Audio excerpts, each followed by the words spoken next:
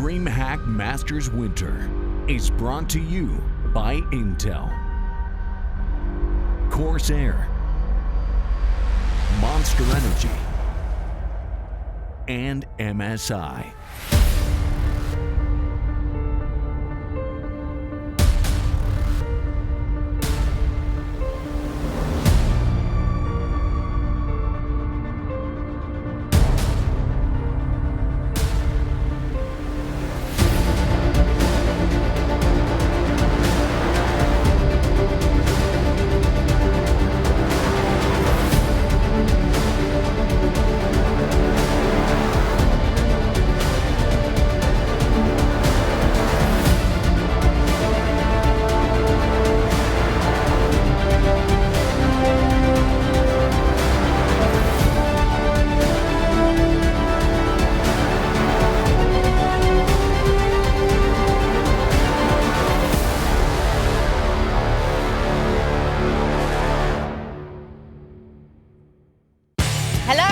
Welcome back to DreamHack Masters Winter, and we are going to have quite an interesting matchup next because it's going to be ENCE versus Cloud9. Two teams that probably are underestimated by everyone else in this competition, and now they have one spot to fight for. Who's it going to be? We're going to find out soon enough, but first of all, we've had a little bit of a change in the Intel Extreme Masters Global Challenge that's coming up after this event. So let's take a look at the teams that are currently scheduled to be going, because Team Liquid have now swapped in for Evil Geniuses. Evil Geniuses, unfortunately, have had to pull out of a few events towards the end of the year. They haven't confirmed why, but it does mean that we get to see Liquid perform, and they're probably going to be performing from Europe, and they seem to be performing quite well. They're working on the chemistry. They seem to be showing something yesterday, even though they didn't win. I think it's shown how much they've played in NA. Like, we know they can get good enough to be top one in the world, and the game hasn't changed that much in the last year, at least not respective to past years of development in CS. So I don't think it's the worst thing in the world. They just have to keep their wits about them and then keep grinding out versus European teams, because to me, I could see what they needed to improve. Just a little bit of spots of aggression here and there, working a little bit harder every round for some of these rounds, and then they can get back to where they were. I actually think this is hugely beneficial to them, and I don't think they're going to disappoint by the time the Global Challenge rolls around. Just quickly before we head into the bracket, have you got any demos to watch of Liquid yet? Yeah, I do have a couple of demos to watch. Brilliant, that's my evening's entertainment sorted. Let's take a look at the Group A bracket, because this is now the lower bracket we're heading to with Cloud9, ENCE. Contact versus FaZe also there. That's going to be a particularly interesting one, because FaZe, they should be winning that. Yeah, it'll be interesting if it's close, right? It's one of the, I think Connor brought it up. It's like, this is just a test, of course. Like, FaZe, maybe they could use another warm-up match. As Rain brought up in the interview, things are just feeling a bit emo at the moment, just not knowing the future, maybe uncomfortable in the current situation. And then I guess we move on to Cloud9 ENCE, which is what's up next. Well, is it going to be easy for ENCE, or will the Cloud9 Colossus conquer all on the server? We want to know what you guys are thinking in Twitch chat. So let us know using the hashtags on screen right now, hashtag ENCE or hashtag C9. Don't sleep on either of them. Cloud9, they're going to be a really interesting proposition for ENCE, because ENCE, I caught the end of the match yesterday, and it seemed like they were onto a good thing. They did lose narrowly to Complexity, but that was mostly because they won. They lost to Complexity. Are you talking about Cloud9? Sorry. I'm talking about ENCE. Oh, ENCE. Sorry. Okay. It's okay. No worries. You've been doing a lot of Counter-Strike recently. Yeah, I don't blame you, to be honest. I don't know how you're still standing. ENCE, they looked like they were actually going to take things on Mirage against Complexity, but then Config went 37 for 15 or something completely crazy. On Mirage, yeah. Yeah, and given that they've got two very new players in this roster, it's not at all surprising, because Sadie, it was his first match with the boys, and it was Doto's third. Mm-hmm. So I'm just wondering what we're expecting from them today, because this is a team that seems to be showing quite a lot of synergy despite the fact that they've got two new players. Yeah, which is really cool. And it might be another situation where Cloud9 struggle versus a team they don't have a lot of data on. I think Alex has shown a lot in versus some of the upper level competition as an IGL, especially when we saw their match versus Cole. And then coming into this though, I feel like ENCE are not nearly as impressive to me as Gambit are, and I was not surprised that Gambit won even. I thought that would actually be a real tough match for them, because Gambit are on this upwards trajectory right now. Like, stars are shining. They're looking solid as like tier 2 competition from an IGLing perspective as well as an individual perspective. ENCE are more of a question mark for themselves. So I don't think the confidence will be quite as high. And I don't think the upset potential is either. I'm wondering if Sunny is being wasted as IGL. Because Sunny came in as this future star player. Everyone on the team wanted to play with him. They were all Sunny's biggest fan back when Sunny was on Mouse. And now he's not necessarily fragging out much at all, really. Yeah. And that's a really weird thing for me to watch. No, that makes sense to me. Like, he was, when he was on Mouse, the best player outside of a Finnish team, and they wanted that to happen. And then when it did, Identity Crisis, Alexi B getting cut, maybe the worst roster move of all time after we see what he's done with OG. And now they have to find a new IGL, and it becomes Sunny. We always talk about how you don't want a player who's destined to be a star or is a star to start calling, because sometimes that puts too many other ideas about the game into your own head. You start thinking about others when star players need to be a bit more selfish. You start to take on more supportive attitude and understand a little bit too much about what you need from your other teammates in a round when you need to be focused on yourself. And some players are actually capable of handling all of that, but not all of them are. And on teams where they lose a strong IGL who's meant to be the IGL, this is what happens. You end up having to pick through everyone else. Everyone else think they can do the same job as a dedicated IGL in the past, and it doesn't work out. So I have the same nerves as you about it. Well, after yesterday's narrow loss on that 3-map extravaganza, we caught up with Doto. Against Complexity, we got like 3 or 4 rounds on the first half of Dust 2, but we managed to come back to like 11-16 on CT or something like that, which was good for us going into Overpass, which was their pick. And we managed to win that actually, so eventually we went to third map Mirage, which was a real close game. I think it finished 13-16, and Conflict went huge on that map, so I think they owe it to him. And Dodo and Yampi into a 2v3, running forward with the MP9. 2 players unaware, not ready for that. And now it's all on PlayMath. A 1 versus 2 on the Deagle, and Dodo just takes the opportunity. With this 1-week bootcamp, we haven't had that much practice, so we are pretty happy about the result, even though we lost, and we could have definitely won the third map. But going into the game against Cloud9, I feel like we're pretty confident. You can't really blame them for being confident because their enemies should be fearing them now after yesterday, and they don't have anything to lose. Doto's not got much to prove here. He's played 3 matches with the team and he's made impact, particularly in the last one. Cloud9, meanwhile, there is so much pressure on their shoulders because every time they lose, everyone's pointing at them and going, haha, told you so. And of course, those people double down when they win, expecting more from the next match, and that is going to be forever the problem of Cloud9. Yeah. But I talk about this, I'm like, oh, people put too much pressure on the roster. It's like, well, if this is too much pressure, how are they ever going to win that major final, which is what they were destined to do, right? This is just a online criticism about them. That's not something that should actually ever rock them as a unit. So I put that all aside. I think they should just focus on improving. They've shown that they have, and they've kind of seen through the interference, gone from losses to wins to big wins to now being favored in most of their matches. So we'll see if they can continue on versus ENCE. It's interesting because OG, they had a fairly decent start last year with Summit. They surprised people, and then they kind of went, oh, right, now we actually do need to build from the ground up. And I wonder if that's the thing with Cloud9. If they're given enough time, they are going to climb up the ranks. The thing is, they've got some incredible players here, so people are just expecting so much from the off. Incredible players and an incredible storyline. I think that's why the expectations got so high, because everybody was sold by Henry. He did his job perfectly. He got everybody excited for this project, and then their losses at the start were obviously a little disappointing, but we've already seen what they can accomplish. That victory over Complexity showed serious talent coming back from Alex. It looked great for Woxic, and Floppy delivered as well in a couple of maps last week that made us suddenly believe like this could hit a higher ceiling as to what we've seen from them since. Every loss is going to chip away at that, but you're not expecting win after win after win from the start of it. The same way ENCE taking a bit of a better performance versus Complexity raises their hopes. They said it. They don't have much practice. They don't have much preparation.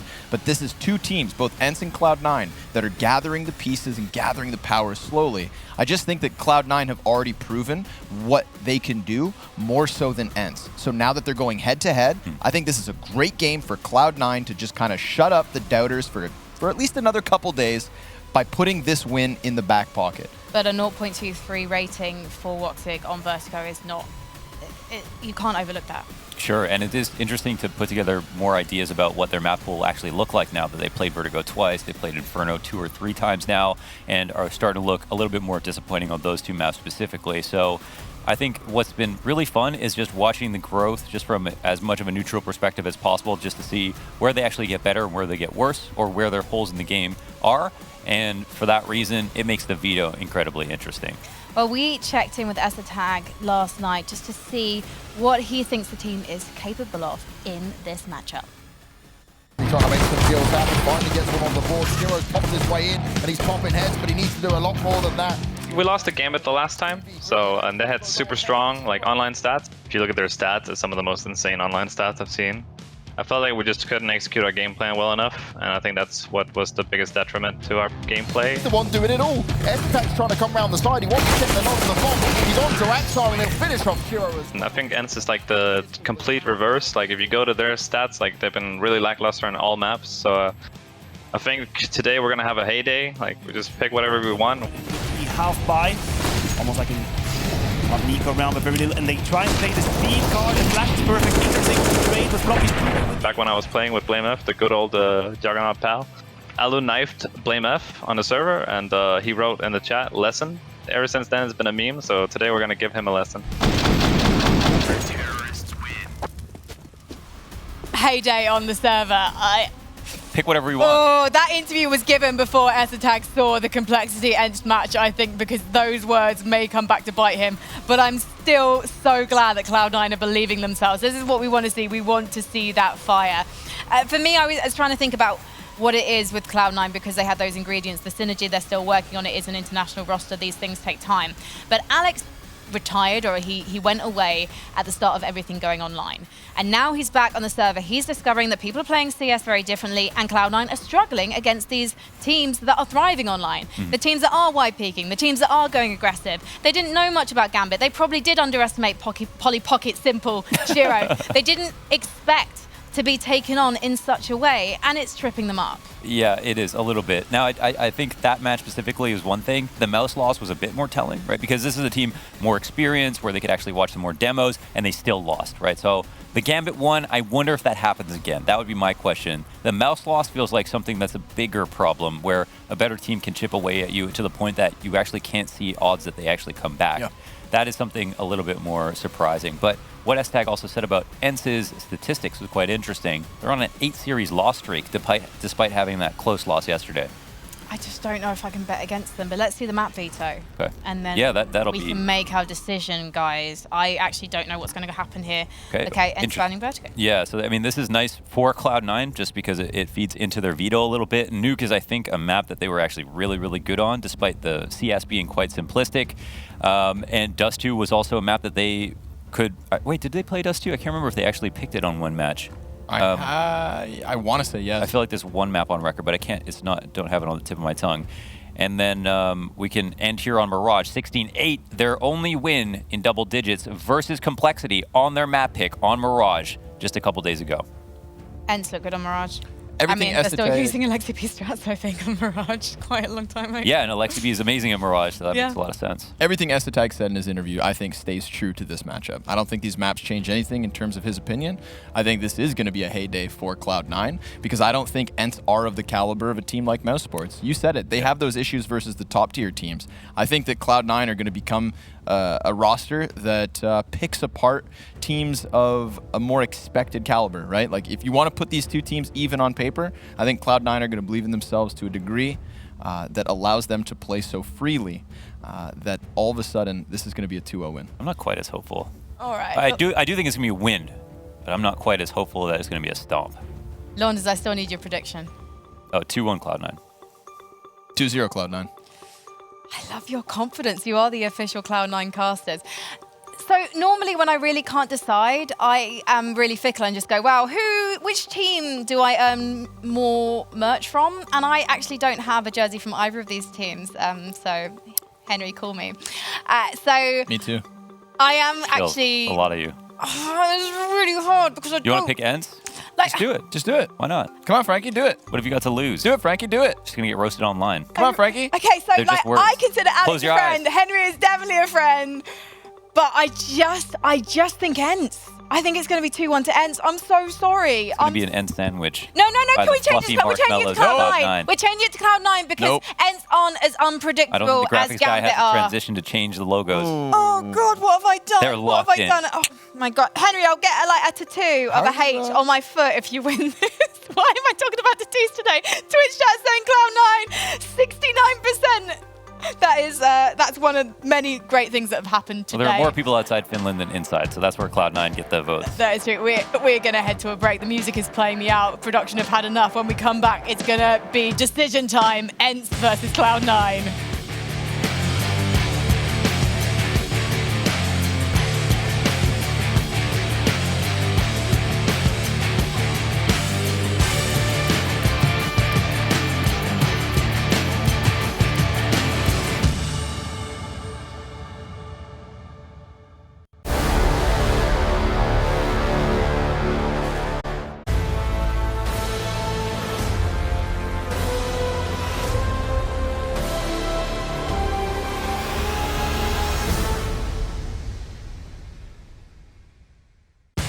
Welcome back to DreamHack Masters Winter. ENCE versus Cloud9 is coming your way once our teams load up into the server. So while we get ready for this one, Dust 2, I haven't seen Cloud9 play it. Okay, actually, it's so ridiculous that I forgot this because my last video that I made was about Alex on Dust 2 on their win versus Complexity in the final of that 3-map series. It was 16-14, and it was one of the best series that we've casted in a long time. You know, and I just forgot that they had played Dust 2. The most exciting map from Cloud9 that we've seen yet. Their biggest accomplishment. Now it's hot on our minds. Yeah, now I can recall. It was a huge comeback, okay? And this was all about Alex. He went 22-6 on the CT side, and he had, I think, over 30 kills in total. In the first half, they struggled a bit to get anything going, and then they were down, I think, 13-7. They came back that far to win at 16-14 off of an incredible CT side that was full of reads from Alex, who found himself in a new position every round. Sometimes he was long, sometimes he was CAD, sometimes he was B, and every single time, that's where BlameF would call their strats to. That's why I feel like he out-IGL'd BlameF on the map. Whether that's possible with ENCE is maybe a different question. Maybe he, for whatever reason, feels like he can read BlameF a bit better, but I thought that was the most interesting part. So there's still stuff for them to work on with their T side. Their CT side looked extraordinary, and if Alex can top frag, they've got no problems. I'm just trying to see if I can see player stats now because I'm really interested in Woxic because I think one of the things that marked that opening series was it on Inferno, or no, it was on the second map where Woxic just for some reason made a decision that everyone questioned. It was and Nuke. It just lost the map. I think it's when he was like, he had his op and he walked into control room, probably remembering the wrong round here, but then he walks into control on Nuke on lower versus the Eco. 2 players headshot him. He drops the op over, and that was one of a couple times that he gave the op away versus pistol specifically. So I think a problem with Cloud9 is when they were thinking about this Bubsky S-Attack moment, like who would be better fit? Bubsky made more sense because they needed that aggressive rifler, where now it feels like Alex is doing aggressive lurks and Floppy is kind of also taking first contact sometimes. Bubsky would have done that naturally, but Cloud9 had so much overlap in the kinds of players that they had that this was a question. And now it feels like Woxic is the most aggressive player that they have in most of the time, and it feels like sometimes on their CT sides, or even on their T sides, he's getting a bit too far out with his op, but not everyone's on the exact same page as him, and that's why we see what looks like an overextension. Maybe in Woxic's mind, this is how far we should have scaled at this point in the round, but nobody's there with me on the same page. How do they get on the same page? Because I'm literally looking at his ratings now. Yesterday against Gambit was, as I mentioned earlier, I didn't clarify, it was yesterday on Vertigo, it was a 0.23 rating. But even in the series they won against Complexity, he got 1.37 rating on Mirage, but the other 2 maps were also in the red. If the question is how do they, get closer to him, how do they close that gap, then the answer is just to keep playing more Counter-Strike. This is still an incredibly fresh team, and wins or losses, that experience, that practice, that time inside of the server, those reps are going to slowly improve for Cloud9. And whether it's the other players who have to keep up to Woxic, that's what I would prefer to see. I don't want to see Woxic try and slow down. I don't want to see Woxic feel like he has to play more timid. I think that his ferociousness is one of his best qualities. So to me, it's not like, how do we leash Woxic a little bit so maybe he doesn't quote-unquote overextend. I want to see players right there with him, because once he starts hitting form on more consistent bases, spacies. It's going to be great. I agree. I think that the reason that they would think about taking on a player like Bubsky is because they're missing aggression, not because everyone should slow down. So I think learning how to gel in with him more makes more sense. I'm having a little bit of deja vu to ESL1 Cologne because I believe ESL had to change location back then during an Astralis game.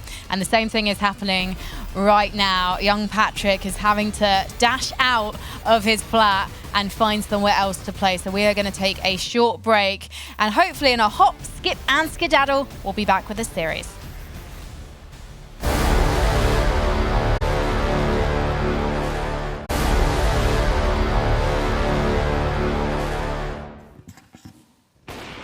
Hey, and welcome to the game between ENCE and Cloud9. Not sure what we're looking at. Must be the warm-up. Yeah, this is where you find out who's feeling it. Of course, top fragger in warm-up, bottom fragger in the live match. Everyone knows that. Whoever gets the last kill in the warm-up is the winner of the game. That's my rule. I've got an appeal. I think I need some guidance from the internet. Okay. I'm not sure about whether it's SADX or SADX. Yeah, I do like to just say that up front, so that way people can either tweet us and say if they know if it's SADX or SADX or SADI. They like prefer SADI? Sag? Sagers? Frankie, do you mind keeping us updated on that one? I will do. If people want to tweet me or tweet at DreamHack CS, go, then we will try and get it right. Sad boys? But I know for a fact, it's Ziwu. This is going to be a point of contention. For this week, I apologize, internet. I have to side with them, otherwise they'll abandon me. And boneless wings aren't wings. Go ahead. That's the tag.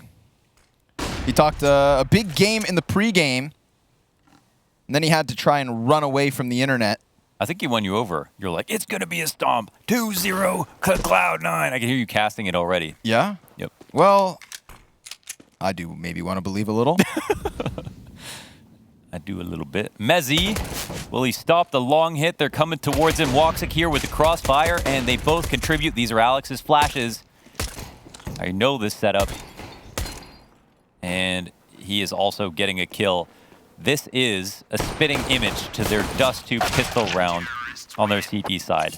Alex comes back from mid, throws 2 flashes long. Mezzi's in the pit, takes attention. ENCE did not learn from that demo. Damn. That one was pretty easy. Nice and clinically clean. Mezzi from the pit play, immediately transitioning Cloud9 into a bye. I have more questions about ENCE than I do about Cloud9. That was another justification for my pick. Cloud9, if they are meant to be a multi-million-dollar success story, even if it is still early days, should be able to walk away with victories in matchups like this with ease. Separate yourself from the other top 20s. Get ahead of them. Smother them. Don't feel bad about it. Take no prisoners. Flashbang bottom mid. Yumpy. Growing his hair out. Check out that flow. Yeah, it's going on. Woo! Absolutely. It's a finfro. Oh, I wish there was a pun there, but I've just calculated all the available options and there are none. Quick math. Woxic, he's going to get tested by the run boost. And he misses his shot, but Yumpy is now dead. Mezzi double kill from the M4. Terrorists not really having the tools to really pressure that downed weapon, so they won't find any recoveries nor survivors. Alex shutting down Sunny. Cloud9 to the 2-0 start. This can have 2 different outcomes, right? Cloud9 have a great CT side or they don't. And both are really interesting because then we see if ENCE figured things out about their CT side and also what that means for Cloud9's T side, which was poor last time. Again, working on very limited amounts of data. So we'll see. Clean start so far. Let's see what happens. Long control out for ENCE. But they mostly just go here to post up and see what's going on. Well, it's a flashbang going on in the face of Alu. He'll fall back and they establish. There's still a heavier long setup here. And even though 3A is quite common, with 2 on long, you've got long rotations back to mid. So I'd say this is, you know, somewhat committed until further notice. But now that notice will come to be, it looks like, again, Alex so mobile, knowing when to move in and move out. However, does he have the correct read on the situation? There are 4 pressed up on Cat. Woxic's frag grenade could make his job a little easier, but that's not enough damage on either of the two players he tags to single shot scout them. Woxic gonna miss one. Molly's or actually, bad. no, it hits, but it's just through the box, so Yumpy's still fine. No scope. Flashbangs keep Woxic standing for the time being, but Alex now labored spray onto 2. The damage is connecting, but the kill's not quite coming through. Ugh. It is ENCE across the kill feed. Woxic, the last man standing. How long has he been stranded behind this box, and yet he continues to fight until Sunny finally stops him? ENCE on the board. Well, they did just miss a lot of shots. The setup was just fine. The flashes kept Woxic alive, but the players up in CT, Alex could not finish his food. The FAMAS, neither. And Cloud9 will lose because of that. So a little bit of a rough start. Some good counter utility usage. Now, that was a round where Woxic only had a scout. They invest up in this following round, even though Mezzi and Alex are on just the Deagles. Asatagi's made a move into lower. But you get a bit nervous when no one actually comes here early, because this is a good, easy escape early on. But without top mid control, you're a bit scared of the fallback plan. So let's see what this means for Asatag's position. With these two players up here. Oh, there's long presence at the same time. This makes Asatag's position even more interesting. Get the double smoke execute coming out of ENCE on the B site. Molly to the back plat, another one in the box, and Asatag, he's going to make them uncomfortable as they tried to throw out that execution. But what's more important is Cloud9 have fallen for it. Giving up the A site, offering a potential plant. We see an additional 2 smoke grenades coming up from ENCE, but those actually go on the exact same position. They left a gap. Nobody's able to punish it from Cloud9. And, well, Alex getting the better of the long hold. Now, suddenly, this is a difficult spot for ENCE. Alu's hoping to cut down the catwalk players, and they show a little skin, but Woxic takes him down. Yumpy only able to get himself a single frag. It's Cloud9 on the A site retake, but playing with a bit of jitters. They jumped over to B with that full-blown execution. I like ENCE's game plan, multifaceted attack. Ends up giving them the plant, but nothing thereafter. It's also a win-win, actually. So maybe they don't know that the A hit is coming, but because they retake from spawn anyways, they're actually in a pretty good spot. They also, off of this, get the kills and the isolation, so staying up on players with Asatag in tunnels gives them a lot of confidence. So the fake works out, but of course, when you know that you're going to get kills soon, retakes are pretty comfortable over on the A site. Similar for the reason that you don't want to hold from there. It can be pretty hard to hold in the post plant with good retake positions. Asatag will fall back off of this pressure. Looks like Sunny will not run through with the MAC-10. But they seem to fully intend to commit to this eventually.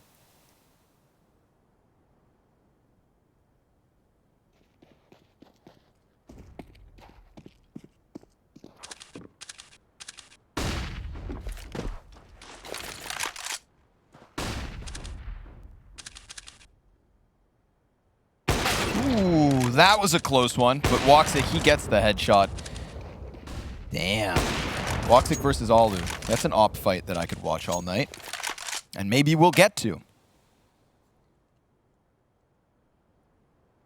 Alex creeping up to the top of mid.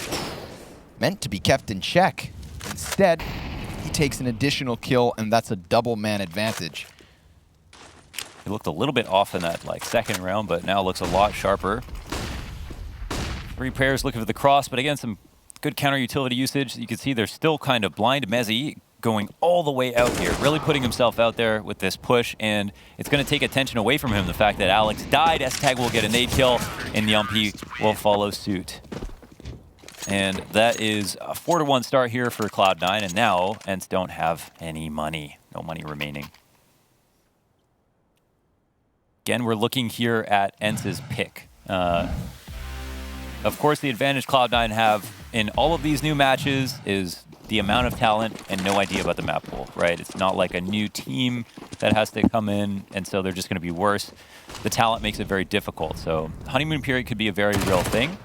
And if people are wondering, well, why would you pick Dust2 versus Cloud9? You know, maybe they watched that demo and they spotted something people didn't. And they felt like they could really take advantage of it. Maybe they felt like Alex's reads were overrated, or there was something that they saw was obvious. Yumpy. SMG kills. Alex making more money than ESA. He's looking for the anti-eco ace. Man, he's 12. He's already got 12 kills. And again, their last match, he had a 22-6 CT side on Dust 2. It's actually insane. Yeah, it's crazy.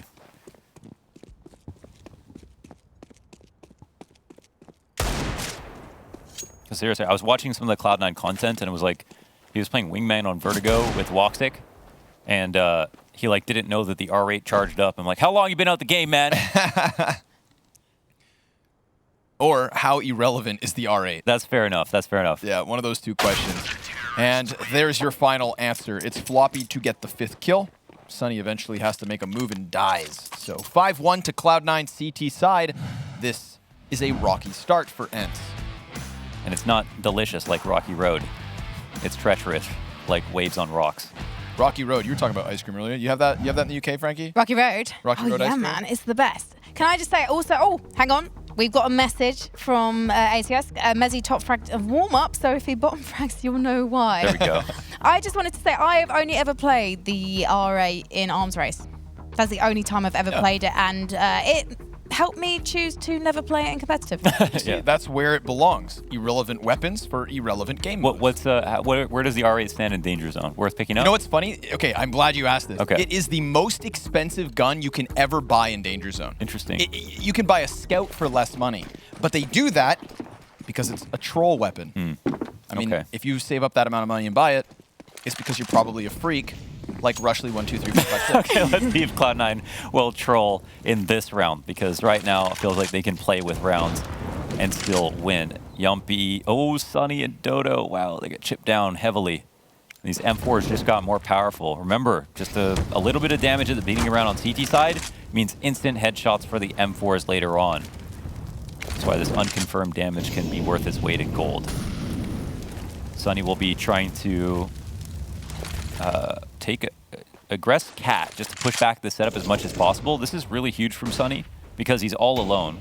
So if Long gets hit and they lose Cat control, CT's in a bad spot. This is where you would want to lean more heavily towards A, but they don't know about their intentions out at Long. Let's take a look at Mezzy. Smoke grenade on the corner.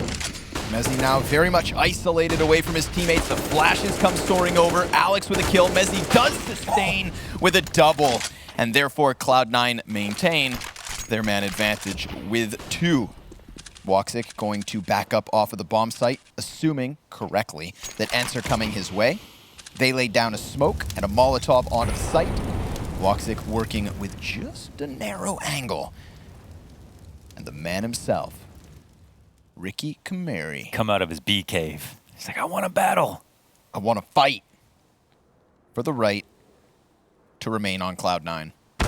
Woxic misses the flick shot upwards. Floppy's going to line them up, but he takes a ton of damage as well. So Cloud9 have to be careful, looking to minimize the chances of the last 2 Ts coming in with a clutch. 6 rounds to 1. They cannot do anything wrong at this point. Here is a great round from ENCE. Off the beginning, Sunny does everything they need to, but look, Sunny, why is Sunny entering here? How did that even happen? Oh, sorry, Sunny dies on Cat to Alex, pushing up. Okay, trying to help out his teammates. They need to trade Mezzy in the pit. Everything was perfect up until that point, but they cannot win the duel. The saddest way to lose a round.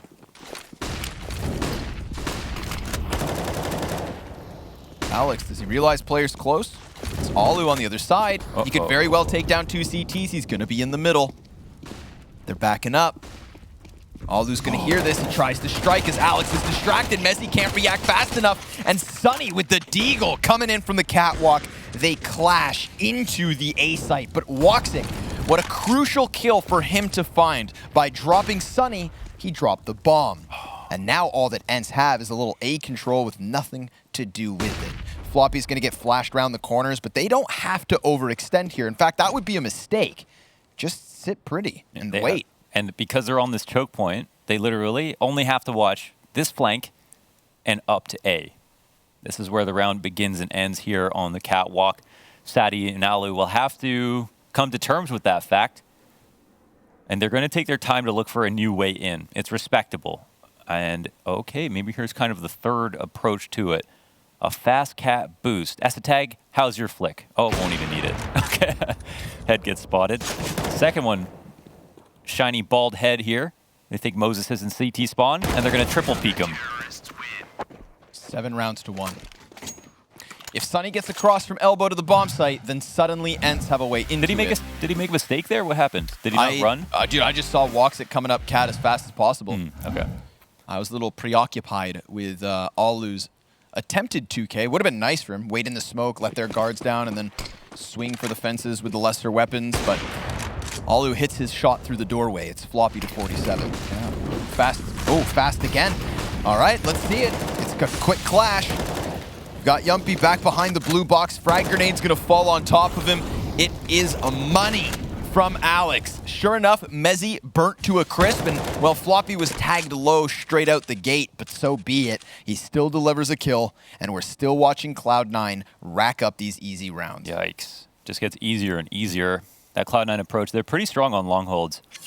I think they lack some appeal when it comes to their like Inferno grenades, but here on Dust 2 with long, all their protocols look super sharp. And it's a little bit more complicated than it looks, to be honest. So, okay, there's Alex to also get the final kill. He is tallying them up hard. What's he at? 17-3 already, looking to beat his last CT side performance. You're going to smash these two halves together, and he's going to have some outstanding, absurd, inflated stats here on CT side of Dust 2. Coach Lau, why do they keep Catch me off guard. going to A? Because is it simply because Cloud9 keep putting 2 on, they keep putting Tag and Floppy on there, and they're getting that information through Alu's scope, and they just don't want to contest it? Unfortunately, on Dust 2, no matter how you dress it up, it can be kind of a gamble both ways. I'm just going to read this off quickly. Alex's ADR was so high that he just got a double kill and it went down. Wow. Unfortunately, on Dust 2, it can be as simple as the T's have a good long spawn that they can't turn down, and literally the round changes on its head. You might have another idea, but on Dust 2, it's so spawn-based because there's not enough complexity to the T sides that it comes down to like, do we have 3 people who look like they're about to fall down this ramp into the long doors? Let's go for it. And then sometimes you go against it, but that's sometimes what it comes down to. And because of the nature of it, even if there's 3 CTs there, oh, nice shot. Sometimes if you just throw the last flash when you're coming out long, you can just win versus 3 CTs. And that's why a lot of people don't like the map, to be honest. In other words, Frankie, it's destiny. Your destiny decides your decisions on Dust 2. In other words, it's destiny. Mezzy, headshot versus Alu. Dodo has a sawed off. They've given up then. Wait. Have you seen this in your matches? A glass cannon sawed off. No armor. No armor sawed off. Is that an accidental click? What's the buy command for a sawed off? Who knows? Like beat. I don't know how you would accidentally buy it, but okay. T side sawed. I mean, he's got the deagle out in front, so I don't know why the sawed off is his sidearm right now. Why would he even be in the heavy weapons tab? That's a good question. Get out of there. Nice nade. Better fall back on the sawed off. Oh, come on. At least shoot it. No. Nope. Just hits the dirt for nothing. Alex and Woxic combining for a good defense on the A site. Alex now silently sneaking up to the 18-4, 10 rounds deep. I feel like I have to go incognito to watch this match. You know what I'm saying? Yeah. Things are going to get weirder by the minute. I was That's how about it to say, goes. imagine if you could melee in Counter-Strike, and I realized, oh, that's just a knife kill. Yeah. I was thinking of the spawn off, that's the only thing it's good for, bashing on the head. Right. Just whip it around and club them with it. Yeah. Fun. So point. All right. Well, as Henry would say, if you don't laugh, you will cry. And also, what a blunder. Also, what a blunder, yeah. Well, okay. It gets a little bit hot there. S-Tag steps on the stove, falls back before he gets burnt to a crisp with that hot ammo coming out of lower tunnels. Yumpy coming out mid. And finally, Frankie, it's looking like a mid to B potentially. Ooh. Something new. No pressure. S-Tag. Oh, nice. Nails the timing. Floppy got a headshot in the meantime, but there is an answer from ENCE. We've got to take this one seriously because they need to seriously rack up some rounds. Mezzy's in the T-spawn as we have a fight down in middle. This is it. Alu caught off by Woxic, who just pushes through the CT smoke. A 2 versus 2 situation. One of the closest moments we've seen from ENCE in recent rounds. and it still unfolds to the favor of Cloud9. They are leading by 9 rounds. So I think this is Cloud9's 11th map so far, and they've only won 1 match that was really one-sided. That was a Mirage game. And then this is like definitely their best start that we've seen so far. Of course, this is one of those games that if ENCE won, we'd be talking about this like, damn, they even lost to ENCE. But if ENCE lose, no one will talk about it because it's just Cloud9 were supposed to win almost. Yep. Which makes it difficult, but of course, still important. We do have an update. Sad dicks. Thank you, Jonas. That troll. You've been The enunciation, Frankie, please. Floppy's going to go ahead and get 1 kill. It's the pistols working out.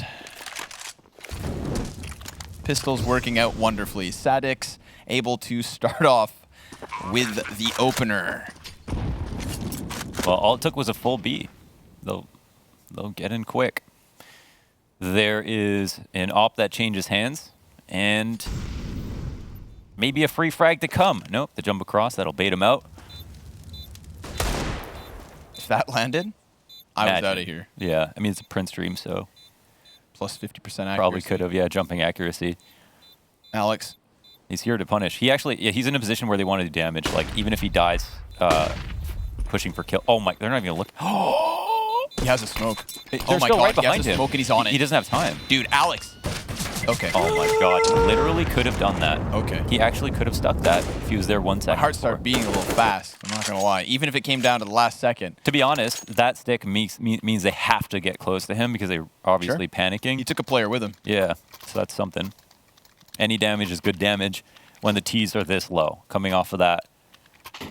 Now they've at least got 1 more round. They can still recover somewhat slightly here on T side, but there is no indication that they necessarily will.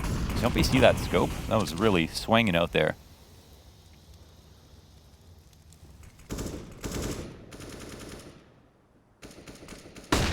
Nice flash. Oh, Nice shot. it's the flash that makes you click.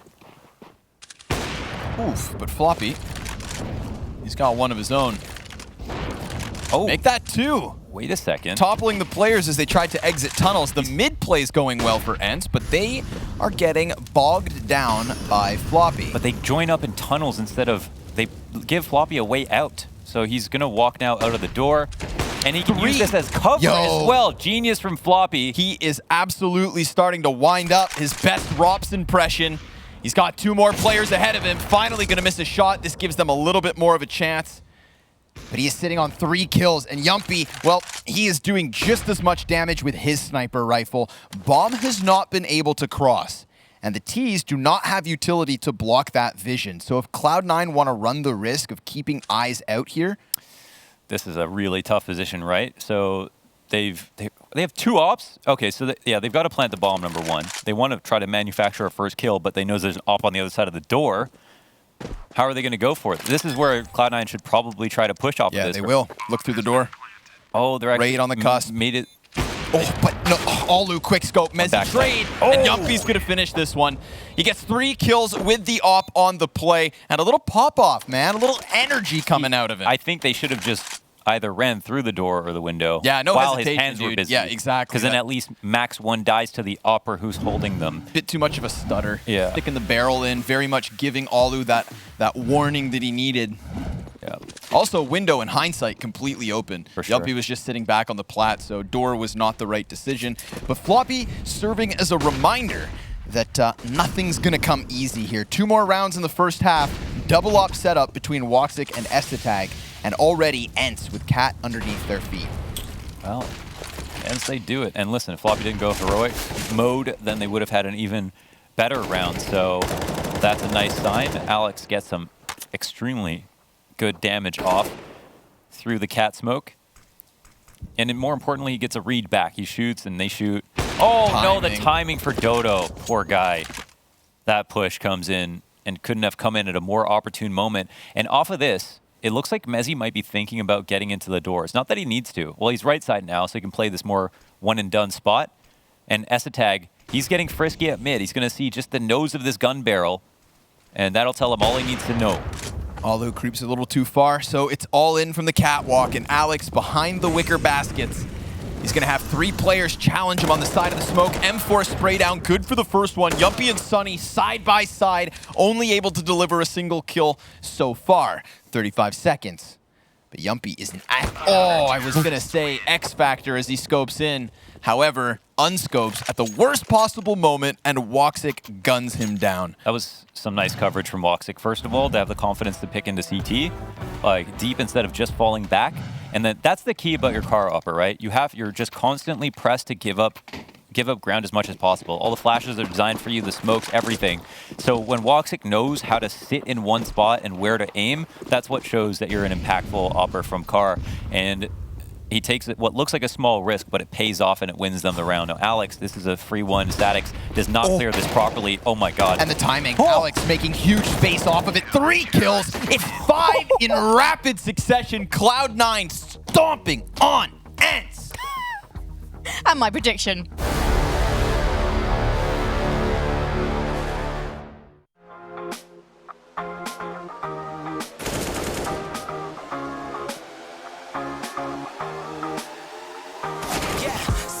Fresh off the jet, hit the crew like where y'all at? Whole team making big moves. Yeah, we do it so cool. This that dedication for your consideration. Gotta live it up when you work so hard. Yeah, we do it up like oh my God. So show up, team, but you keep on rising, baby, go up. And I'm giving you what you like, and baby, let's go. Baby, please, don't tease, 'cause now you're here with me. Tonight we're gonna see, hey, shine, shine, shine. Show it up to the world. Let's get it going, shine, shine, shine, shine. Show it up to the world. Everybody just shine, everybody just shine. Cool off too high, too hot, too high, too hot, too high. Everybody just shine, everybody just shine. Cool off too high, too hot, too high, too hot, too high. Goddamn girl, you doing that like a gun bang killer now. Hold up, you a vibe, you a vibe. Make a man spend it all in the night. So dangerous on the gram, body crazy, getting famous. And guess what? Yeah, she knows she bad. Best thing that they wish they had. So show up, team, but you keep on rising, baby, go up. And I'm giving you what you like. Now, baby, let's go. Baby, please, don't tease, 'cause now you're here with me. Tonight we're gonna see, hey, shine, shine, shine. Show it up to the world. Let's get it going, shine, shine, shine, shine. Show it up to the world. Everybody just shine, everybody just shine. Cool off too high, too hot, too high, too hot, too high. Everybody just shine, everybody just shine. Cool off too high, too hot, too high, too hot, too high. Since that one night I seen that smile upon your face, no words to say, yeah. It's me and you, forever together. I know it's true, we gon' shine. Hey, shine, shine, shine, shine. Show it up to the world.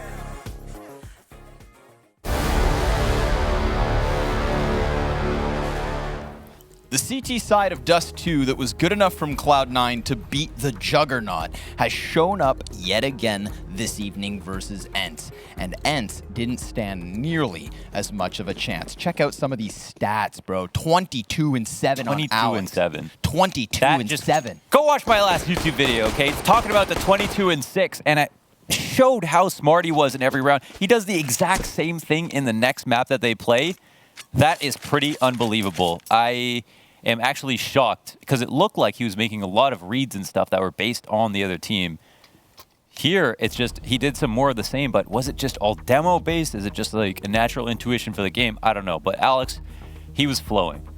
He was flowing. He was extraordinary. And whatever ENCE's game plan was coming into this map, I'm pretty sure it had a lot to do with the T side.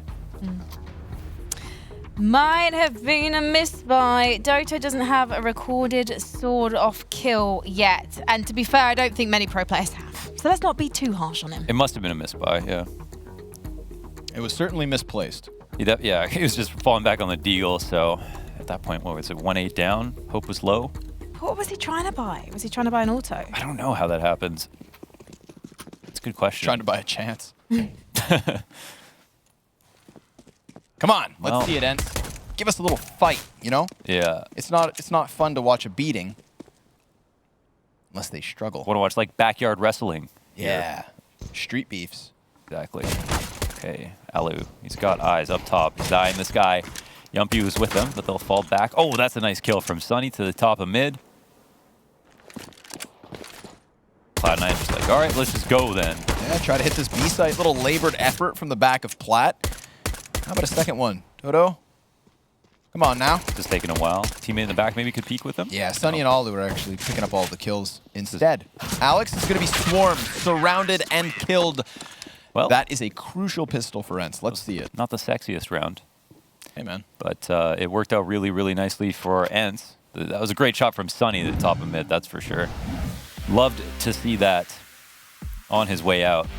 Re-push into B, feeling very uncomfortable with the thought of making that round longer. And there's fist bumps all around.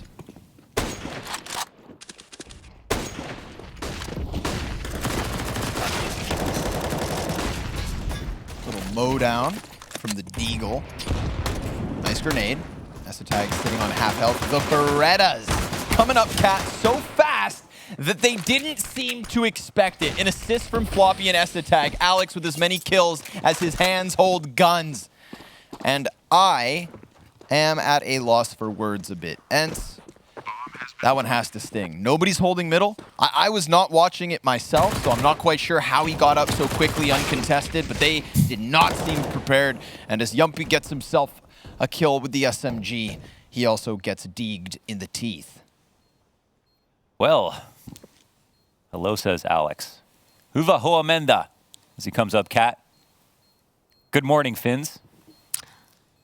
Have you been practicing that one? I am Finnish, so I don't need practice. Obvious, isn't it? Yeah, he has no sense of humor. I feel like I have to take my headset off for this one. I'm so happy you're here, Frankie. This is always a very one-sided fight, and I'm not a big enough man to take him down on my own. Just have to believe. Yeah. Anyone got some Tylenol? That one hurts. What is it in Game of Thrones? He will not be beaten by a man. Yeah, okay. True. I'm the Arya of the desk. Relevant. Less cool. Oh my goodness. That one stings a bit. Well, you think that stings? Imagine ENCE's position. Down by 9, having just lost to a force buy. And Alex takes the head off a heavy hitter. They've got the Scout and M4 still in play, but of course, check out the HP bars here for ENCE. They are wounded out the get-go. Tag's going to peek in through those mid doors. He's being drawn to the left side of middle. Sunny tries to peek out to the right. Good night. Tag going to smoke this off and rejoin forces with his entirely standing teammates. Everybody's still up for Cloud9 and the remnants of ENCE. The remnants. Oh, I see what you said. Okay, I was like, why did you correct that? That sounded right. The remnants. You love to see that. This is, yeah, now they're just getting hunted. Alex, he's just trying to hide from you. He's a machine. He's clearing everything. Making so much. Oh, he's got so many kills, man. He is 27-3 so far. I'll settle down. 28. Okay, assists. Oh, sorry. That's okay. He's 28-9. Gotcha. But a 4K on that one. Well, the lights are off. It's bad, Alex. Do those camera angles ever remind you of Doom? Where you have They remind me of the Blair Witch Project. Oh, yeah. But like with less snot. Camcorders. Because in Doom, you know, you've got like the guy's, your character's face, and he's looking from side to side, and he gets more bloody as the game goes on. Right, yeah. You're too young. It's okay. I'll educate you. Sorry, Boomer. I'm an OG, man. Alex challenging in middle. Nothing's going to stop him. He's looking for 30. Okay, we're just. Yeah. This is what we're looking for. This is what he's looking for. He's just working apart His from teammates his supporting teammate. him. Yeah, they're just elsewhere on the map, going and winning the rounds, making sure they go through the motions of properly taking rounds, but all the while, Everything everybody's Alex taught him. Exactly thinking Alex pad those stats. Oh, so he turns around. He's gonna walk out. Alex does get killed by the Deagle. The hell? And now it's just about holding off on this B site, because even with Alex dead, it doesn't get any easier. Floppy gonna barrel stuff 2 players as they attempt to pierce through the doorway. And then he's gonna go fighting and chasing. And well, it's the AK down first. Scout still for Alu, connecting shots in the end. And they are going to give over a 15th round for Cloud9. ENCE was not kidding. This is a heyday. Leave it on that note. Get into what could be the last round of the game. And it's only round 20. Cloud9 up 11. And again, another bad buy. ENCE didn't have anything to fall back on. And Floppy's not even happy yet. Floppy won't be happy until he's the best player in the world. Might be a while. Scouts. Scouts and more scouts. Tons of damage output actually off of this, as unorthodox as it is. I guess we get to the point in the game where it's like, well, do something. And it's working. Wonderfully, in fact. They've just been shooting everyone through the smokes. The mid-smokes, the Xbox smoke. Oh, this is going to be a very interesting mid-round. 3 players dead and Suicide stitched up. And on the ground, Woxic will hope that they cross mid, but they've really got no incentive to. Says maybe eventually, if I sit here long enough. Still a minute up. I wonder if they're actually thinking about still going for this. I mean, they might as well. Every kill they get is potentially a player from ENCE that might not be able to rebuy. So let's see. They're playing it slow. And it looks like the mid-split to long is coming in. Okay, well, he'll get a kill and they come out long. 2v5. Don't tell me it's going to happen. Of course it's not going to happen, Connor. Now 2v4. ENCE has a full HP bar. Woxic, well, he's not sitting on so much. You'd think he'd maybe risk it, but maybe now it's the job of ENCE to somehow get this bomb down. Tons of utility for Cloud9. And if Woxic's over on long, then maybe he can offer his belt of grenades. There goes the smoke. Flash to set up ENCE. Dodo's gonna try to hold the cross. That doesn't happen. 10 seconds remaining. Molotov inside of the site. That makes things a little awkward. Oh, they got their own volley. And this one's gonna fade just in the nick of time. ENCE sprints in, goes for the bomb plant, loses his teammate, and loses his own life. A double no-scope from Dodo. That's how ENCE take their 5th one. Nice. We need a jumping, we need like a jumping icon, right? Yes, we do. Yeah. I said that once, and you said no. Oh, right. Because then you said, that's going to encourage jumping. Oh, that's true. Hopefully they can never find that in a VOD and bring that back. Bury the truth. Yes, please. Burying ENCE is Cloud9. Let's be real. They win that last one, and they give themselves a decent enough chance here with the 3 retrieved AKs, and Yumpy's starting to hit some They're going to go B, though. Oh, they're going B, and there's no one else here. Dodo. Okay, Yumpy's in the back, and he gets a kill, almost for the 2nd headshot. Yeah. But this is the site taken, plus a player back in spawn, of course. Woxic can hold them down coming into tunnels. This is where Cloud9 have the highest chances of winning. Oh, but Woxic will fall back quickly. Actually, it's just to bait him forward, isn't it? No, yeah, just he'll pull out his knife again. Floppy underneath the windowsill. Still this fight going to be going down in tunnels. Woxic scoped in, didn't catch Sunny. Now it's a 4 versus 2. ENCE back over on the car. He's all they have left to work with. Kills the player on tunnels, but it's that quick peek from Sadix that gets the trade frag. A 6th round for ENCE. They refused to go down without a fight, but this round was the closest one to finishing because, I mean, if Woxic doesn't have that little bit of hesitation... I think he just had a little bit too much sugar this morning. I don't think Sunny gets so close to him. At least taking 1 player off of tunnels would have really helped. He, like, every time we were about to set it up, okay, Woxic here's... Oh, pulls out his knife. Oh, okay, Woxic's getting back into his... Oh, he's going back. He couldn't wait for just an extra second, and a player crossed in that moment. It's funny. It's weird because you have 2 players in the site. You have nothing else to worry about, and long is how you can clutch from. Or, sorry, the tunnels. So there, I think, yeah, just got to wait a little bit. Okay, but while finally Alex gets his 30th kill, it's actually been a while. Maybe when he chimes in, Cloud9 can win.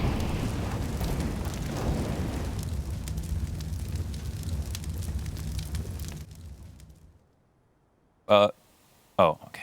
The X-ray was a bit misleading. Nice shot, lands it. ENCE down to 21. Static comes off of the catwalk. That's 2 kills back for ENCE.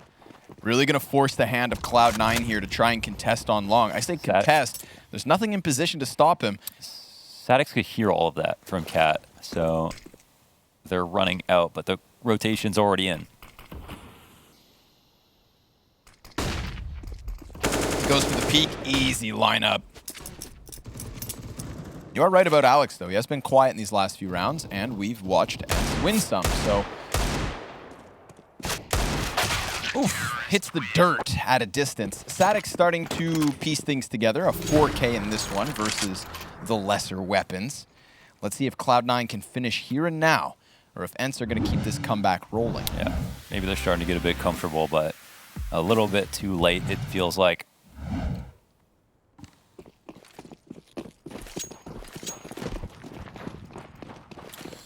Long on the menu here. Yumpy behind it. He doesn't have support though, so he's just going to fall back after not seeing anybody, not having anybody help, sorry. They've got a double Cat setup here with a player close mid doors, so ENCE's position is definitely not too bad.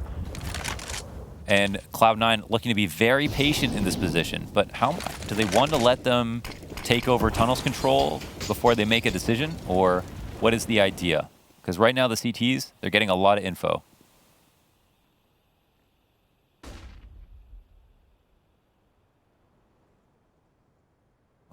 Oh, he wants to cross before the smoke fades. Committed. You gotta love this for Yumpy. Yeah, now the smoke's gone though. He's gonna peek right into Woxic. He sniffed out this situation. Second kill is his. It looked like he was gonna get that scope back up for a chance at a third, but he gets cut down before the cycle finishes.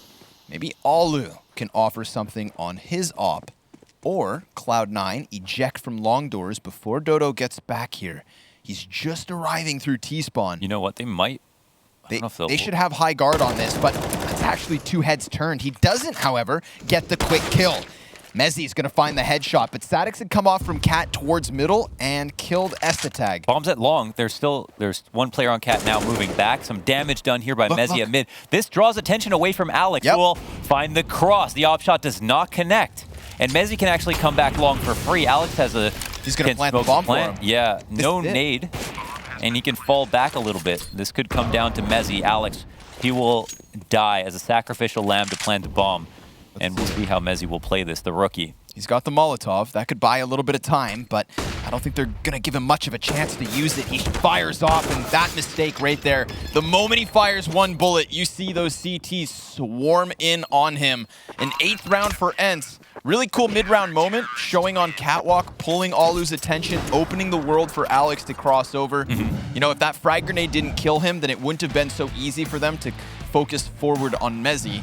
And of course, Yumpy opening up 2 op shots, had a chance at the third. I love that. I think Cloud9's T round there was a little bit flawed because they have complete fog of war outside of their long control, and the longer they wait, it's like, why wouldn't ENCE push? So ENCE do everything right. They get tunnels control, they wait, and they think maybe it's like a fake, but they're patient. Okay, but Cloud9 come out with another quick one, and it's a trade 1-for-1. Dodo will get a frag on the other side of the map. Sadix is moving out, and he'll potentially get a kill here. Oh no, shoots between the two. Alex stays alive. 3-on-3 position. Now for Cloud9, things get a bit scary, but I like Dodo's reposition. Og on this hard angle to cut off anybody from peeking. Alex should die easily with 7 health left over. Flash is on the mark. They know exactly where he's at. And now they've got an AK, but 2 kills coming in from ENCE. Things going better round after round. They are starting to bring this back. The questions were never about Cloud9's CT half, but rather their offense. So now that this momentum has fizzled out and Alex no longer looks like a god, I mean, he did a great job earlier on, but it's all about finishing. And well, they'll have 6 more rounds to do it. Yeah, I mean, he does have even 10 kills in this half too. So like, still, it's like definitely more about others at this point. You look at his contributions. But yeah, I mean, the CT round so far, they're smart from ENCE in terms of their adjustments. That round of Cloud9 were all out long again, just calling out that play, getting info in tunnels, put Cloud9 in a very awkward spot, made you wonder what their route to winning was. And Yumpy was the last piece to that, going out so wide that they were forced to fight him. Peek in from Yumpy. Floppy's going to survive it. Well, they get the off back. Floppy keeps his full belt of utility, the fullest of belts. I wonder if they're thinking about pushing again because he was hit. And it looks like, yeah, they might be getting deeper into the tunnels. Yumpy knows when to re-aggress. But Floppy has now moved on to greener pastures, thinking about mid as he crosses.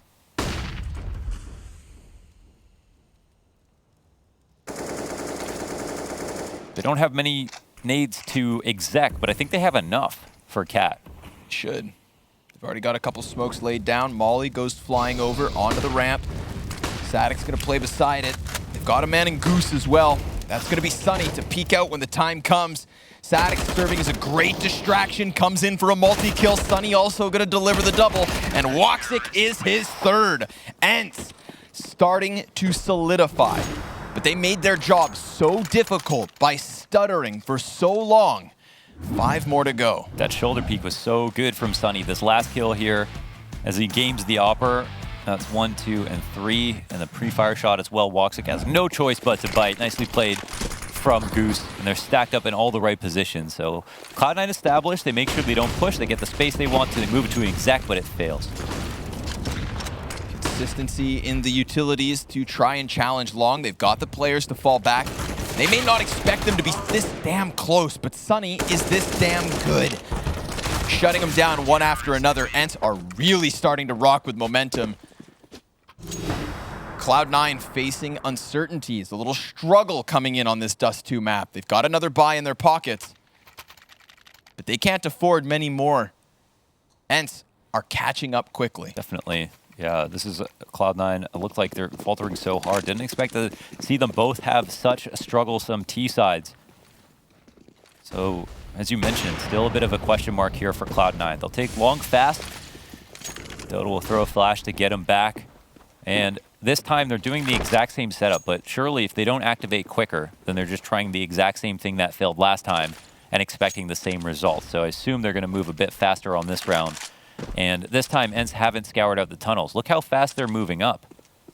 This is a new and interesting position here for Cloud9. Smoke grenades start to go down.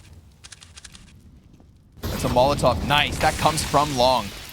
That's on the money. 4 feet standing within it. They put it out quick enough. Dodo's going to take to the elbow box. He's going to get molly too, I think. Oh, they don't have any nades, actually. Oh, they're down to 1 Molotov on Floppy. Sure enough, you call it out. He goes into the open, but nobody's there to hold him because there was a flash from the CTs, and they don't know that Dota's closed the distance. He goes ahead, sprays into S attack, continuation to the second. But then there's a couple kills back for Cloud9. Dodo, nice moves. Is it enough? We've got a man advantage for the retake. No utility left, but Woxic with this deep position back on long plat technically has vision on bomb.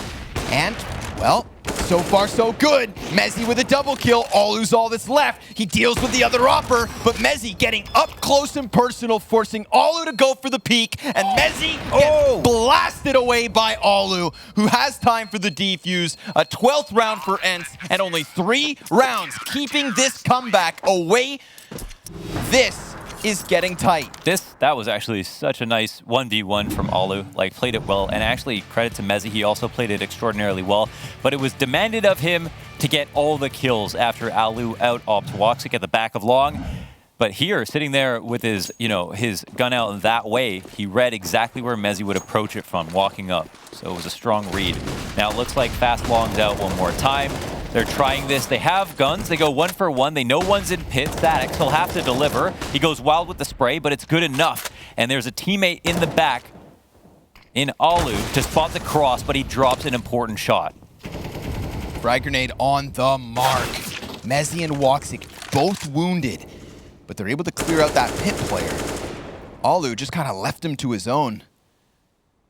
And now ENCE don't know whether Cloud9 have continued forward or back. So, and they don't know previously when ENCE have gone and taken tunnels control. So they could give themselves a false positive here by clearing the tunnels and then walking back to mid. If Cloud9 had wrapped around or left their options a little bit more open instead of just trying to group for the 5 long hit, then they'd be in a better spot. But look, they might actually still catch a timing here. However, oh my God, are you kidding me? The timing on this, okay, Yumpy will come back for it. That's a big piece of the puzzle. Dropping the bomb. I wonder where he was off to. There were 2 going towards tunnel. Woxic thinking about approaching mid. Disjointed round. And again, we see why you want to keep your options open for these situations. Yumpy's able to retreat, but you look, he gives a side over. Oh my goodness, he is lucky to be alive. Essetag leaves him on 5 HP. Bomb's going to be picked back up. They've got 20 seconds to work this. Cat looking like the most likely route. And, oh, a missed shot. And Essetag with the frag. It's on Dodo. He needs to be able to hold them off the cross. He's got the cover of the car, and both headshots are his. ENCE 2 rounds away. That's well done by Dodo. Nice AUG control with those bursts on the cross.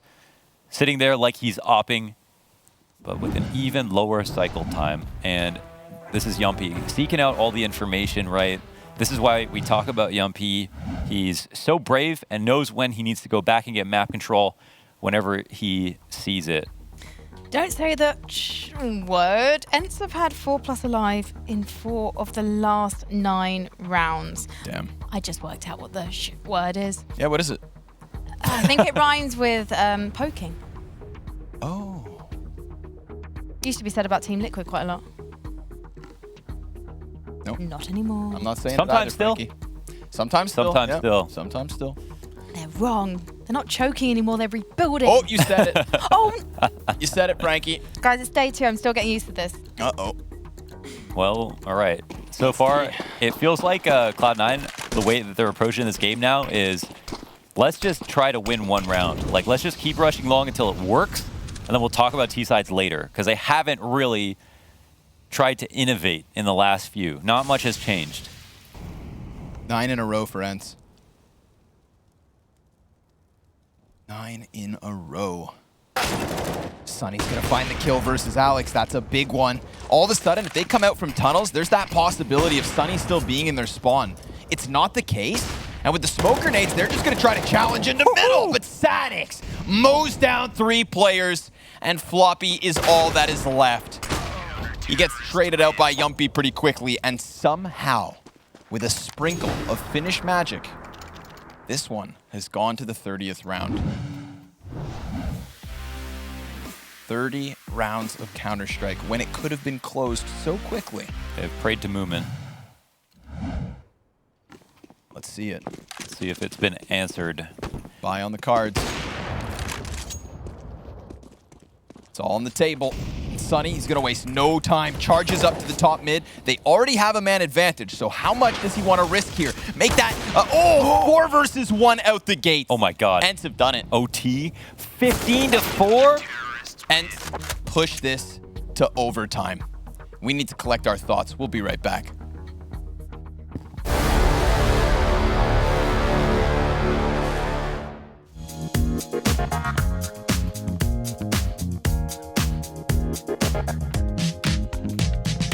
Hear the sound, relax tonight.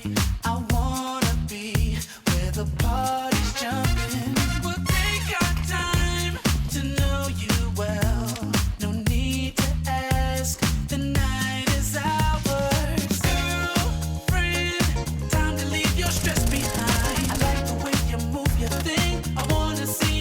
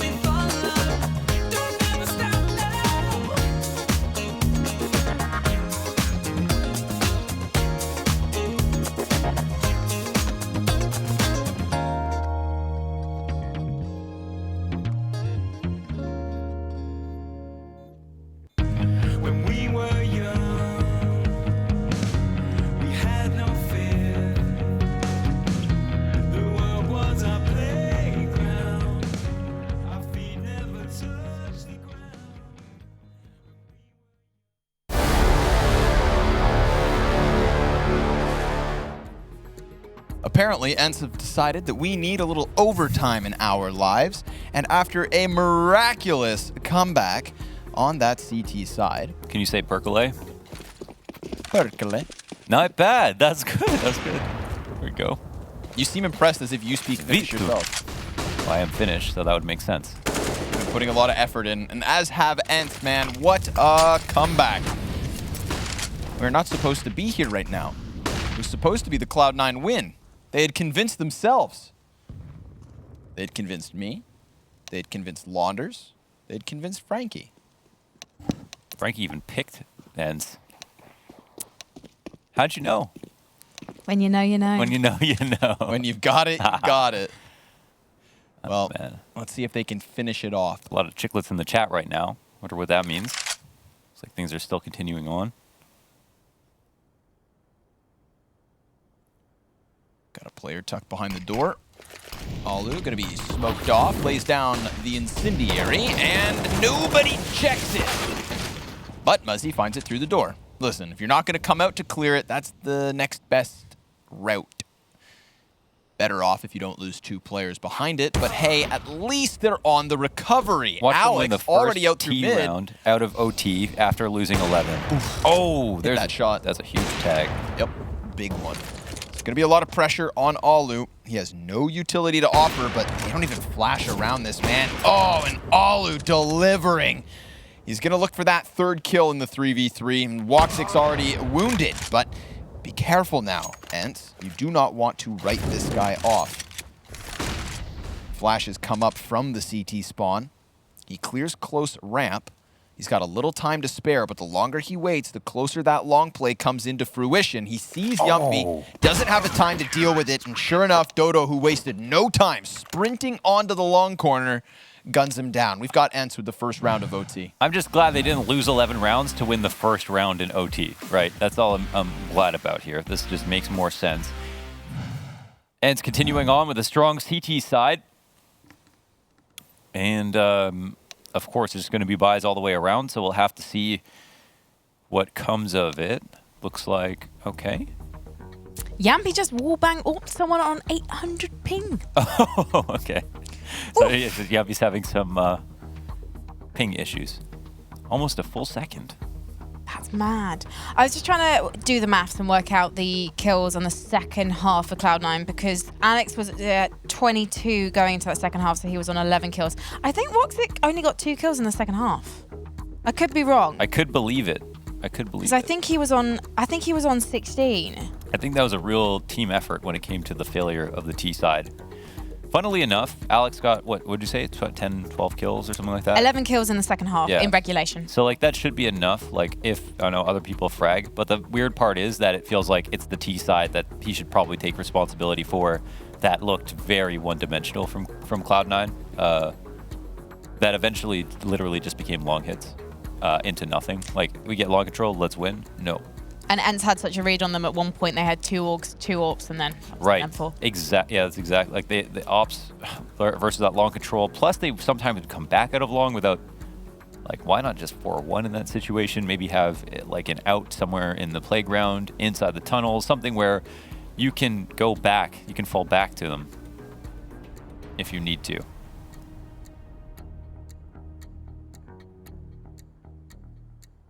Hopefully, the ping issue could be solved here for Yumpy. Are you boys worried about your predictions right now? No. I mean, if there was money on the line, it would be. But since there isn't, I'm okay. There is honor. I wasn't until you Never asked had any. me. Now I'm thinking about it. I've put that thought in your brain. I think it's not that I'm worried about my picks. It's that I am disappointed I lost the ability to come into the post-game cocky. So I was like, yeah, Mesta tag, yeah, 2-0, man. Easy. Blowouts. What was it? Heyday? Well, it looked like they were having one. You were drinking the S-Tag Kool-Aid. Absolutely. Big old cup. And it looked like there was about, there was enough Kool-Aid to go around there. It was a 15-4. I mean, they should have just, anything could have worked at that point. But it didn't. And then nothing worked. And now we're here in overtime, and ENCE have a 1-round lead. Mm-hmm. Why do you think it's taking such a while for Cloud9 to sort out their T-sides? Kind of surprised. I wonder why they didn't try to do anything else. Why they didn't just try to go for a mid B or 4-1B with mid split, or that wasn't uncommon that they used versus Complexity. But I think we'll let the game speak for itself. We're going to go to a break, and when we get back after Yumpy is down to his usual 5 to 10 ping, we'll find out who wins in overtime.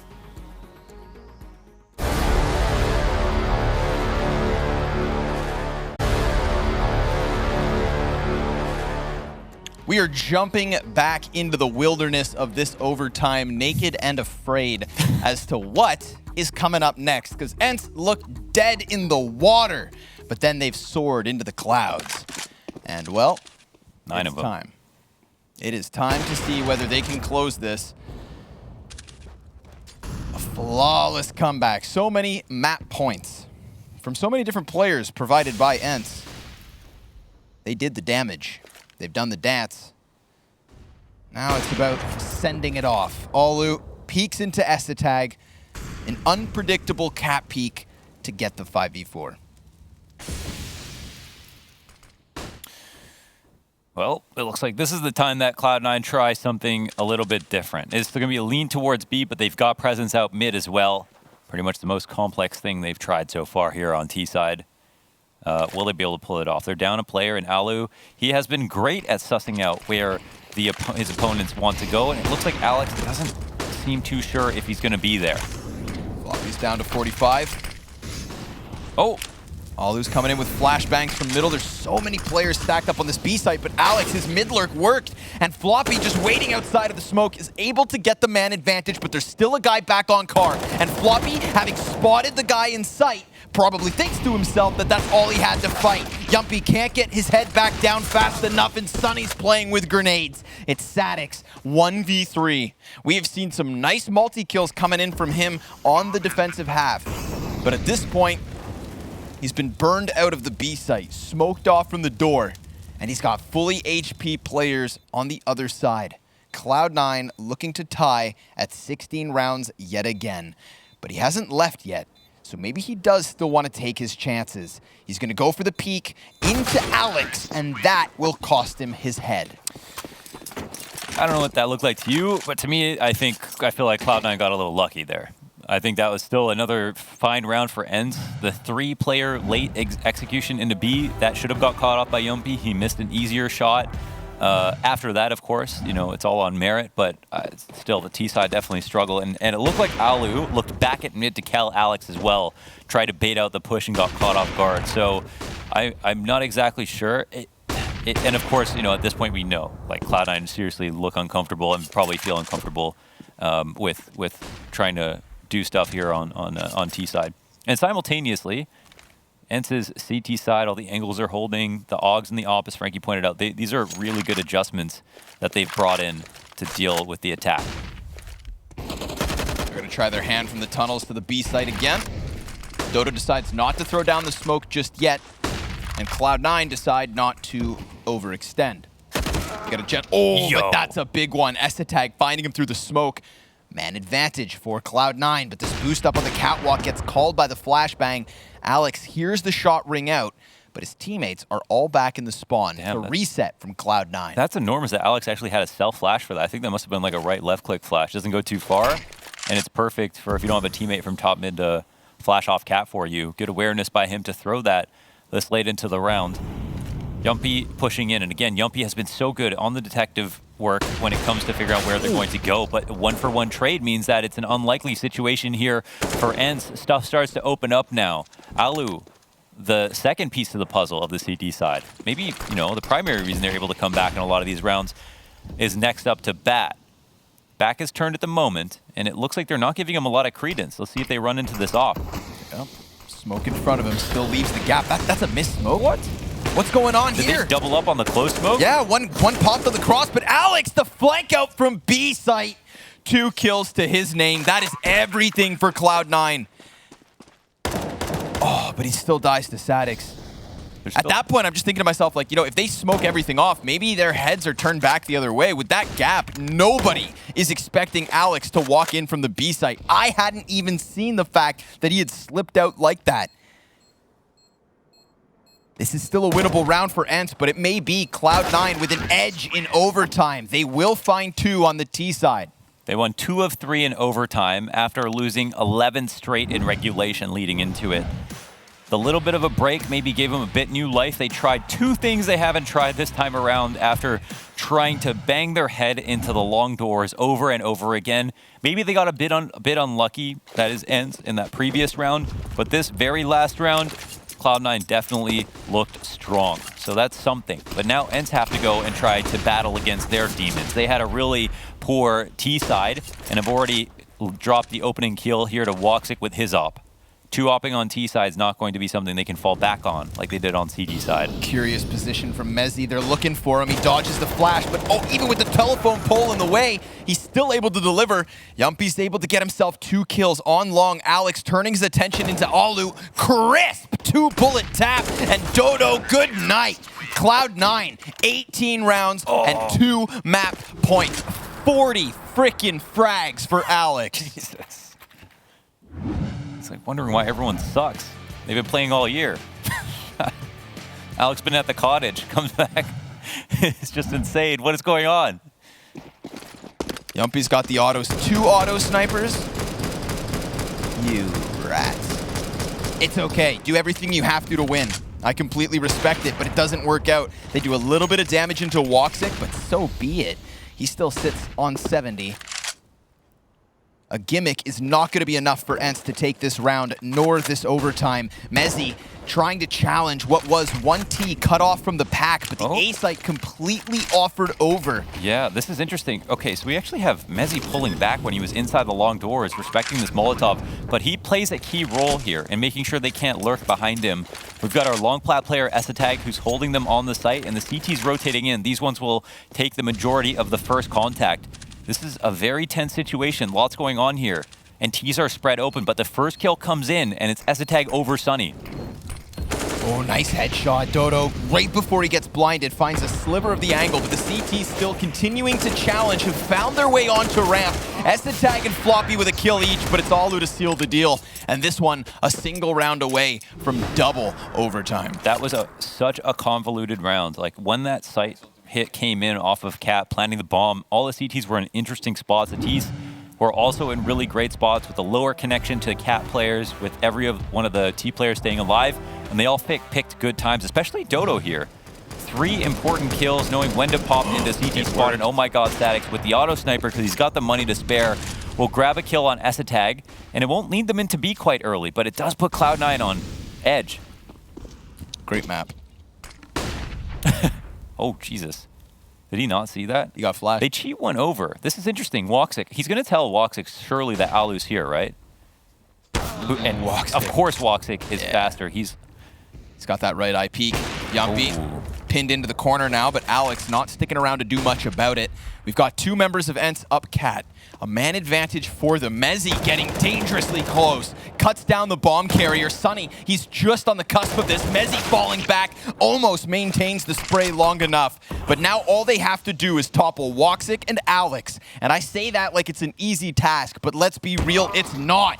Yumpy, backing to the top of middle, pushes this all on Cloud9's king. 40 kills thus far. 36 rounds of Counter-Strike. And he still keeps the ADR above 100. That is nuts. How is he going to make this clutch happen, though? That's the biggest question. Throws the Molotov onto the site, flushes one into the open. That's free. No damage. And he still has a smoke grenade to technically throw on top of this. And, well, there's a kit. He just ran by a kit. And, well, the tap, the stick. Alex, he's going to bring this down to the wire, and Static stops it dead last second. Whew, things were getting scary. Oh my god, that was actually such a close attempt. You can't blame him for trying to stick it. And yeah, I mean, ENCE, they pulled back 2 of their own to bring it to the next overtime. Who would have thought we'd be here? Now, this is good practice for both teams, as they both had, again, really poor T sides, already doing so much more ratio-wise in overtime than they did in regulation. Surprising to see. But they're also learning about each other at the same time, which strips things down. At a certain point, your playbooks run out, no more tricks. I do think what we've learned from Cloud9 is they need to trust Alex to do more lurks on these T rounds while everybody else does something else. Whoa, is Dodo coming through that? Yeah, man. Looks like he wants to challenge. Oh, perfect. Finds Estetag with his hands busy. Damn, that's a big kill. And you know he just kind of takes the reins on that one, decides to make a move. Kill a bit. Oh, whoa! Dodo, he was on the way out. Locks Mezzi into the wall on long. They're calling bomb into the B site. Challenge from window, though. Woxic's frag. Ah, but Alu able to Tech 9 him down. Alex gonna challenge into middle. It is Yumpy just kind of caught in the open. That's a bit awkward, but luckily Yumpy is even able to take Alex to 29. He grabs the sniper, and he's looking to challenge from long. At the current moment, ENCE, they fixate on Cat instead. I think he made it look like he ran back really quickly, but surely their timer's gonna run out. Yeah, they're pushing forward onto the catwalk. Now they are aware, and that flashbang tells them everything they need to know. Whoa. But Alex, 3 kills on the round. He's got 29 health and nothing to lose. And a single op shot versus Sadix could be enough. He just spotted him. Sadix caught in the open. He hits it, but it's just not enough. Through the edge of the box, Sadix survives, and ENCE keep ticking. A 19th round on the board. If that's not proof he's in monster mode, I don't know what is, man. That is so insane. I can't believe he always pulls this 1v3 off immediately. Like, it games that tiny death camera like a little bit just by running back immediately, coming back over towards long, and then flashing when he realizes the timer in his head's gone off, hits this crazy flick, and brings it down to a super close 1v1. But this is a round for ENCE to start out the T side. CT side was the safe space for Cloud9, and it doesn't feel like that's the case anymore.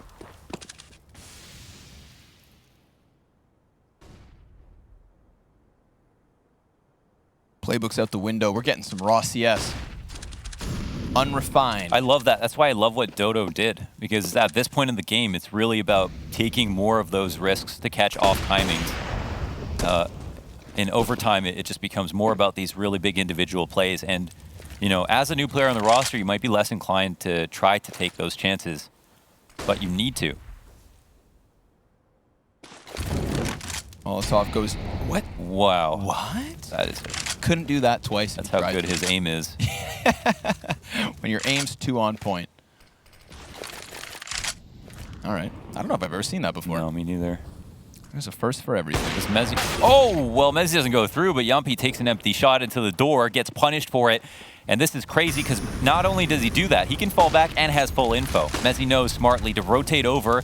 CTs are crossing up to mid, but look, they're going to try to come out. Estetag punishing them in the door. Controls that spray. That's beautiful. Frag's great. Further damage. USP not quite tough enough. And now there's a chance at a re-aggression onto the catwalk. Woxic, he's gone ahead and pushed forward into this. Sunny, he's going to walk right into it. That's an easy pickup. But Alu looking to clutch the 1 versus 3.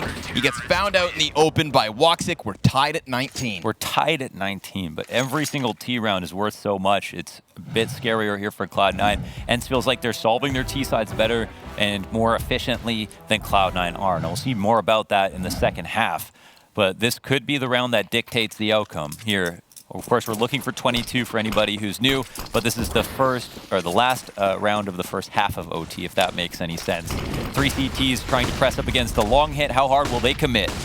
As he's inside the smoke, barrel stuffed Dodo immediately traded. Alex, he tries to get over towards Pit, but Alu's got his scope up. Got an edge for ENCE, and it's out middle that Sunny comes peeking, catching Floppy and calling his teammates to remove themselves from long. Instead, hoping to entry onto the B site. Bomb gonna take that long route, keep it as safe as you can. A prized possession. And with 2 sets of eyes possibly watching middle, they know they've got Cloud9 sectioned off, or at least what's left of them. It's just Woxic and Estetag with those ops. And they're gonna have to retake with them. Frankie, do you know how much Sadix has recovered his scoreline from the first half?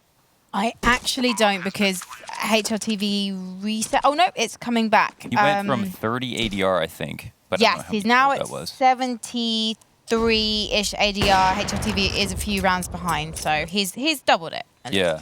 Yeah. 73 as of 2 rounds ago. Right. Yeah, I think he ended the first half really low. Like, I don't even know how many kills that was. Then There's a chance. Estetag. Well, whoa. Estetag, there's a chance, man. 13 HP? Nah, okay. Let's be real. It was never meant to be. But the no-scope, the flair, the style, the pizzazz, and the raw nature of these rounds, man, this is gloves off CS. Yeah, but that's the 2 rounds, right? Like, I'm not going to talk out of both sides of my mouth here. That's ENCE picking up their second T round. Again, it feels like T rounds are what is winning this game at this point. With OT, they're falling back on their CT side.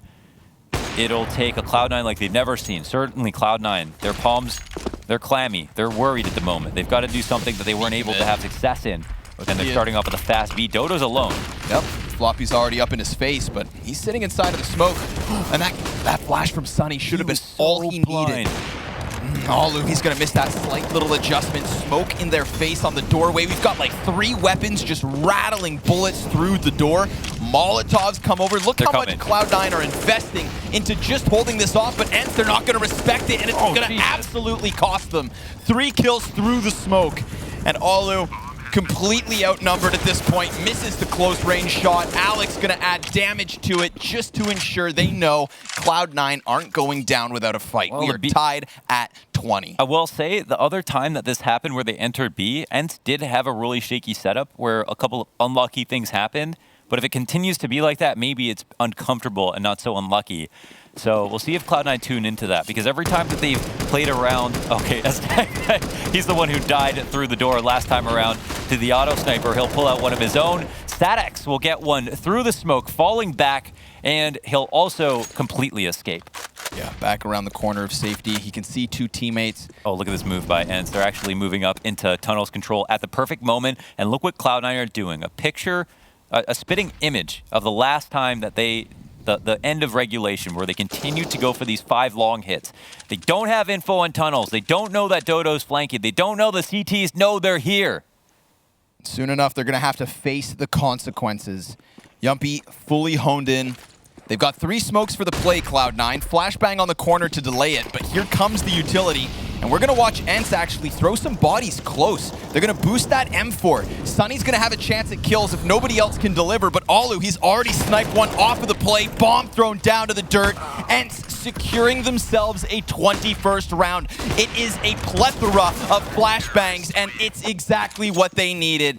Everybody's blind, but ENCE standing on the finish line. One more step, and they take it. Let's see what you did there. Can they do it, though? There's been some faltering here in overtime, and we wouldn't be in OT if there wasn't faltering. But 2 in a row for ENCE would show us and prove that they are the better team this match. And just because the first half was so dominant by Cloud9, you call it a choke. It's a choke both ways. One half to the other. This is for all the pride. And maybe a very important first map in the series. Floppy hits the headshot. That right there alleviates a ton of pressure. And another one from Estetag. But that grenade! And Sunny finding a headshot through the smoke. Suddenly things are looking a bit more desperate. Yumpy, he peels the player off. That was looking like Cloud9 had all they needed to push this into a 3rd overtime. But now, the health advantage for ENCE, they've got 2 smokes for the retake attempt, and Catwalk is under their control. Sunny's trying to find an angle as all the smoke begins to fade. We've got 1 player on long in Mezzi, but he's not all the way back. He still plays close enough to try and give cover to Estetag, who now has thrown out his Molotov. No utility left on the play. Estetag down. Mezzi trades it. Now suddenly the crossfire for Floppy. He hits both kills, and Cloud9 keep going. We'll see you in a second for OT number 3.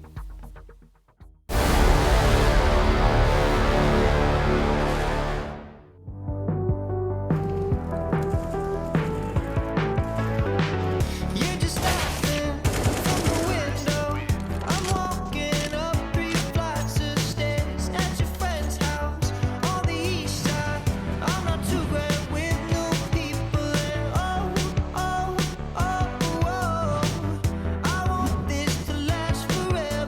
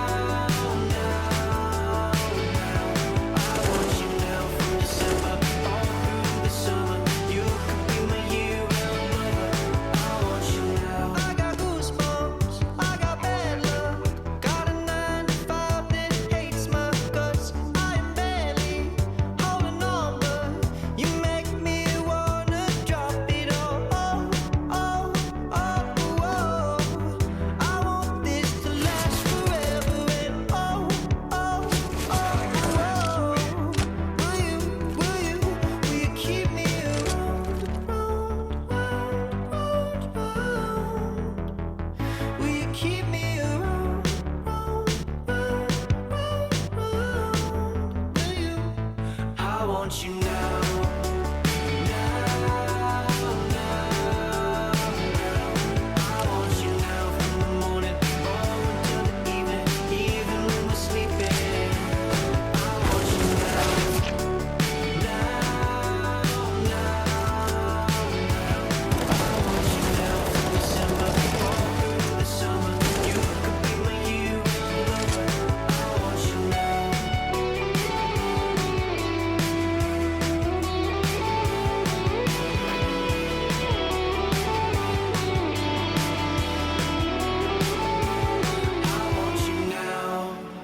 Now, now, now, I want you now from the morning until the evening, even when we're sleeping.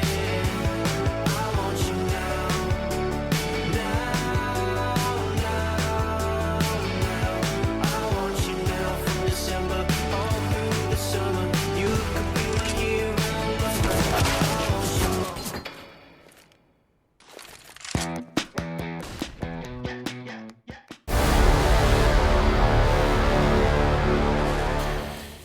Maybe one more OT to get to the Suomi line for ENCE. People say the third time's the charm. Well, maybe that reigns true here for ENCE versus Cloud9. It's not elimination on the line, but I would say at this point, respect. Ooh, I see your knees. Yumpy, gonna get tagged down to 30 HP. Oof. A lucky, lucky man. Woxic was head hunting, but he will not be rewarded the bounty. Flash to clear cat. This is again about the detectives. Alu, Yumpy working so well on CT side to find all of these openings. That's just an empty shot through the door, hoping for something unconfirmed damage on Alex, but impactful damage, no doubt. He's not actually seeing anything off these jumps, so he's getting pretty comfortable. And Doto with this running AUG. What is this? Mezzi hits the headshot. Doto, I mean, they must have just Did heard they the forget AUG, about him? Right? They would have heard and felt that damage, but nobody's looking to keep him in position. He's buying a little bit of time, swings out. 3 kills for Doto, 4 frags on the round. How did they forget about his position? I don't know if they knew where, maybe they thought he was from the door or something. They were in the smoke when he spammed, but he was just running and spraying that AUG in their face. It's within the chaos that he prevails. On for the ace. If he can best Woxic, who is completely exposed to middle, but, well, not a problem, because that third member of ENCE is wrapping around from the T-spawn. And once he gets through the tunnels to clear it, they know that he has to be out here. Doto with a triple overtime ace. This is absolutely got to be... Oh, wow, I didn't realize that was an ace. Congratulations, well done. And he's not the first round that he's done that. Like, had so much impact with the AUG. He's been kind of all over the place. And then on that T side, he was the guy who made such a strong play to come down the tunnel, jump up on the box, kill S-Tag in the back of the site. That was something key that really caught my attention. Now 1-round lead. This feels like a game about who is going to learn faster. Who is going to learn faster? But specifically for the CT side of ENCE is how many openings can Yumpy and Alu find? And will it keep up with Cloud9's progression on the T side? While it appears to be slow in parts, it still is there. They are trying slightly new tactics and having a little bit more success, obviously, after dropping 11 straight to get here.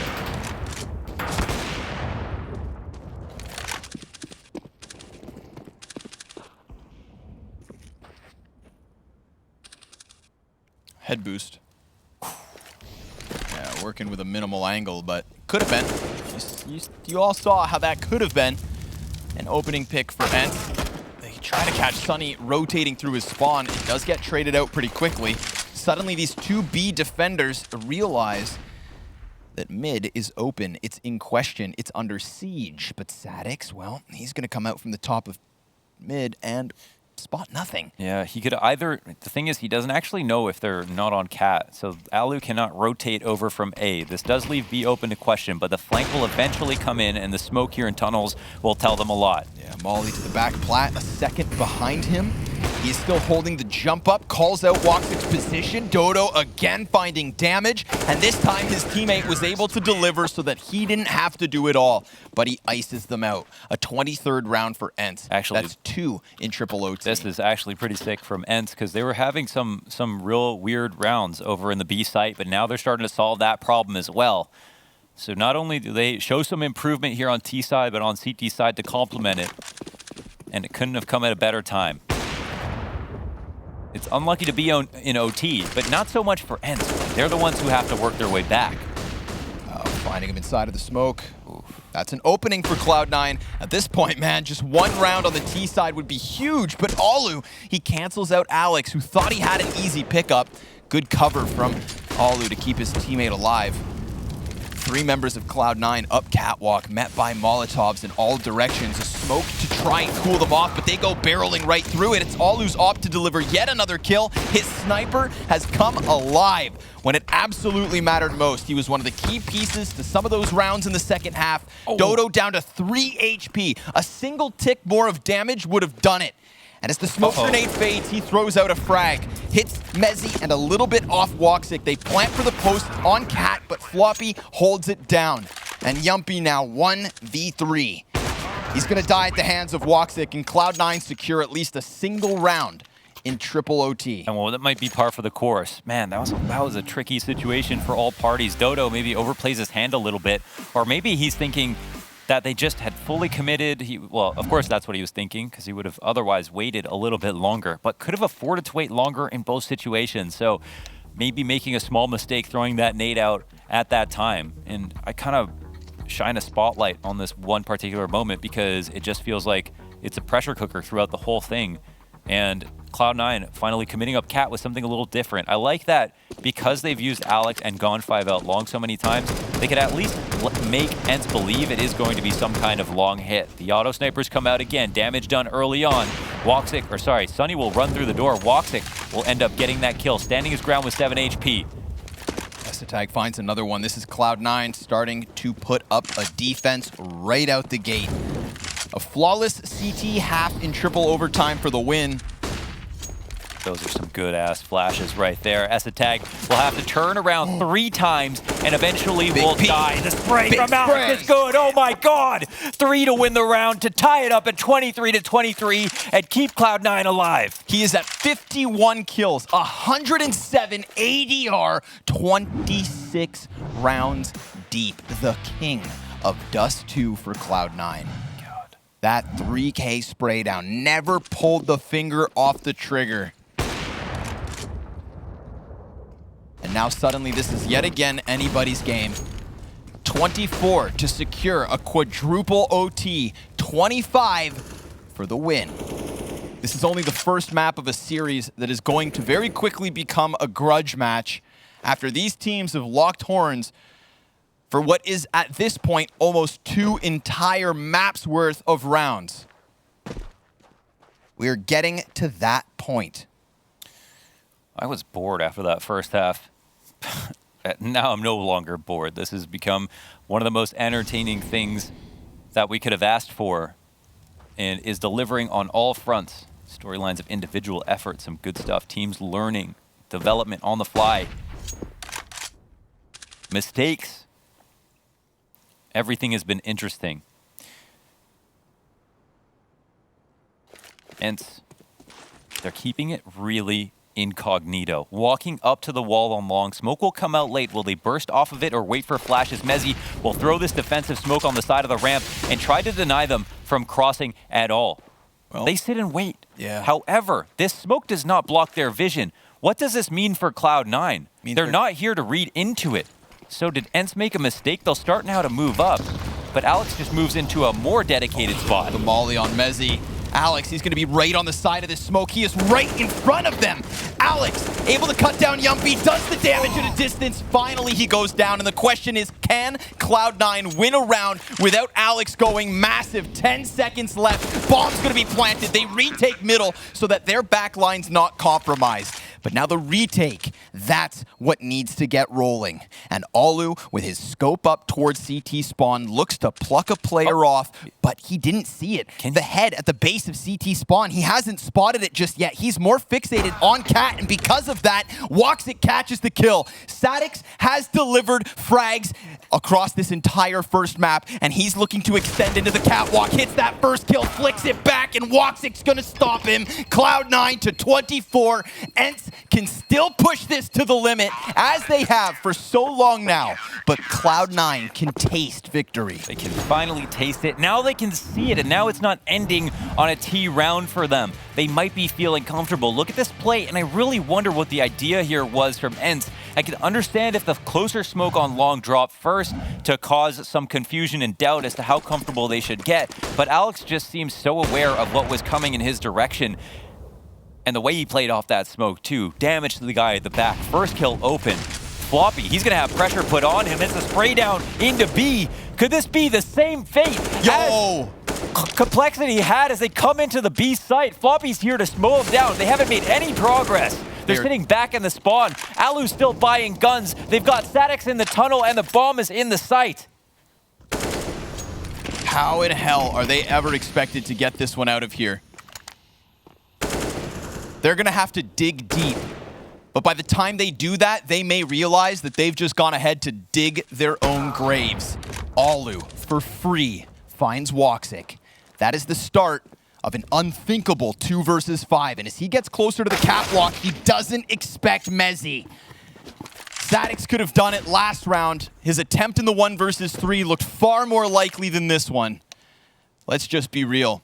Cloud9, they could have finished this game 16-5 and nobody would have been shocked. But ENCE absolutely pushing things to the limit, only to fall here on the cusp of another overtime.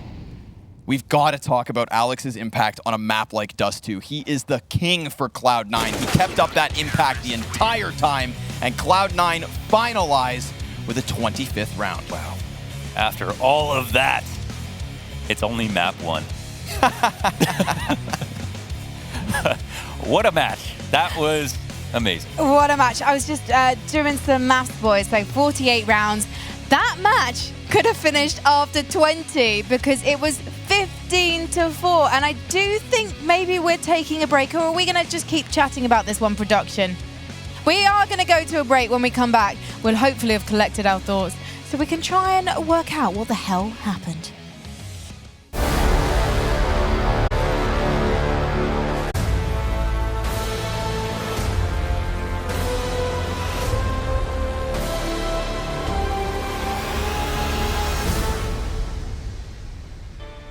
A sensational CT side from Cloud9 turned into something a little bit stinky on the T side and led us to 3 rounds of OT that went the full distance.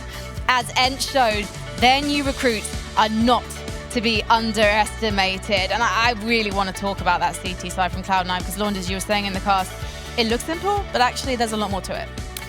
Their CT side, yes. So, I mean, again, it's about Alex finding all these different positions. Again, Alex has the same 22 cal half on the CT side to help them win. He's in a million different spots, and they shut down ENCE. And this was a game about failures on the T side and then learning in overtime. And I just want to say, games like this are games that you actually get some of the best practice in. Because sometimes you end a scrim, you might do play out, play 30 rounds, but you might not get full answers as to like why you need to fix things. But this is a live match, so it's worth more every single round because you know the other team's trying their absolute hardest. And then it goes on for 2 maps worth where you're switching from T side to CT side. So I'm going to bet that they learned a hell of a lot more just playing that overtime than they would have just ending in regulation. And what adjustments did ENCE make when they went into their T side of OT, or their T sides, because obviously there are a few of them? Because it felt like, you mentioned in the cast, it was spawn-based, and Mezzy and Alex would just set up long doors and just crossfire, and they'd take them out time after time after time. Yeah. It wasn't the case in OT. There was a lot of failures from both sides with the long hits, even for ENCE, and that is an important point. And it's, I think, partly because Cloud9 do have really great grenade protocols when it comes to stopping the long hits. Alex also is the guy to reinforce when he thinks it's going to be long, and for whatever reason, he just has a great intuition for when he needs to be there. Mezzi was such a strong long anchor in the pit, and Boxic was doing a good job from Car as well. I think his rotations in particular, Alex, and then just his calls in general, getting ahead of ENCE, was something really good on the CT side. Really fluid, really fresh round after round. And that's something that we saw when they beat Complexity as well, right? Was making their calls to a T. And I think they did it yet again. So I think that was the biggest problem. And just quickly on the other side of things, for ENCE, Sonny gets the most kills, which is great. He's calling, so caller versus caller. Then you have Alu and Yumpy, specifically Yumpy getting so much information all the time with his op. Never afraid, right? He plays with his op like he uses a rifle and goes so deep on angles and kept calling Cloud9 out in those positions. And that made their CT side way more dynamic since they didn't have to rely on 5 to get that info. Just him going out by himself. I'm wondering what you think of those new recruits. I mean, this is that was the first map from Sadix. What did you think, Squanny? I thought we saw him in a couple of high-pressure moments with the rifle on the A site where he looked like he was primed to deliver, and you know, maybe just a little bit better of a performance could have stolen back some of those clutches. But he looked calm.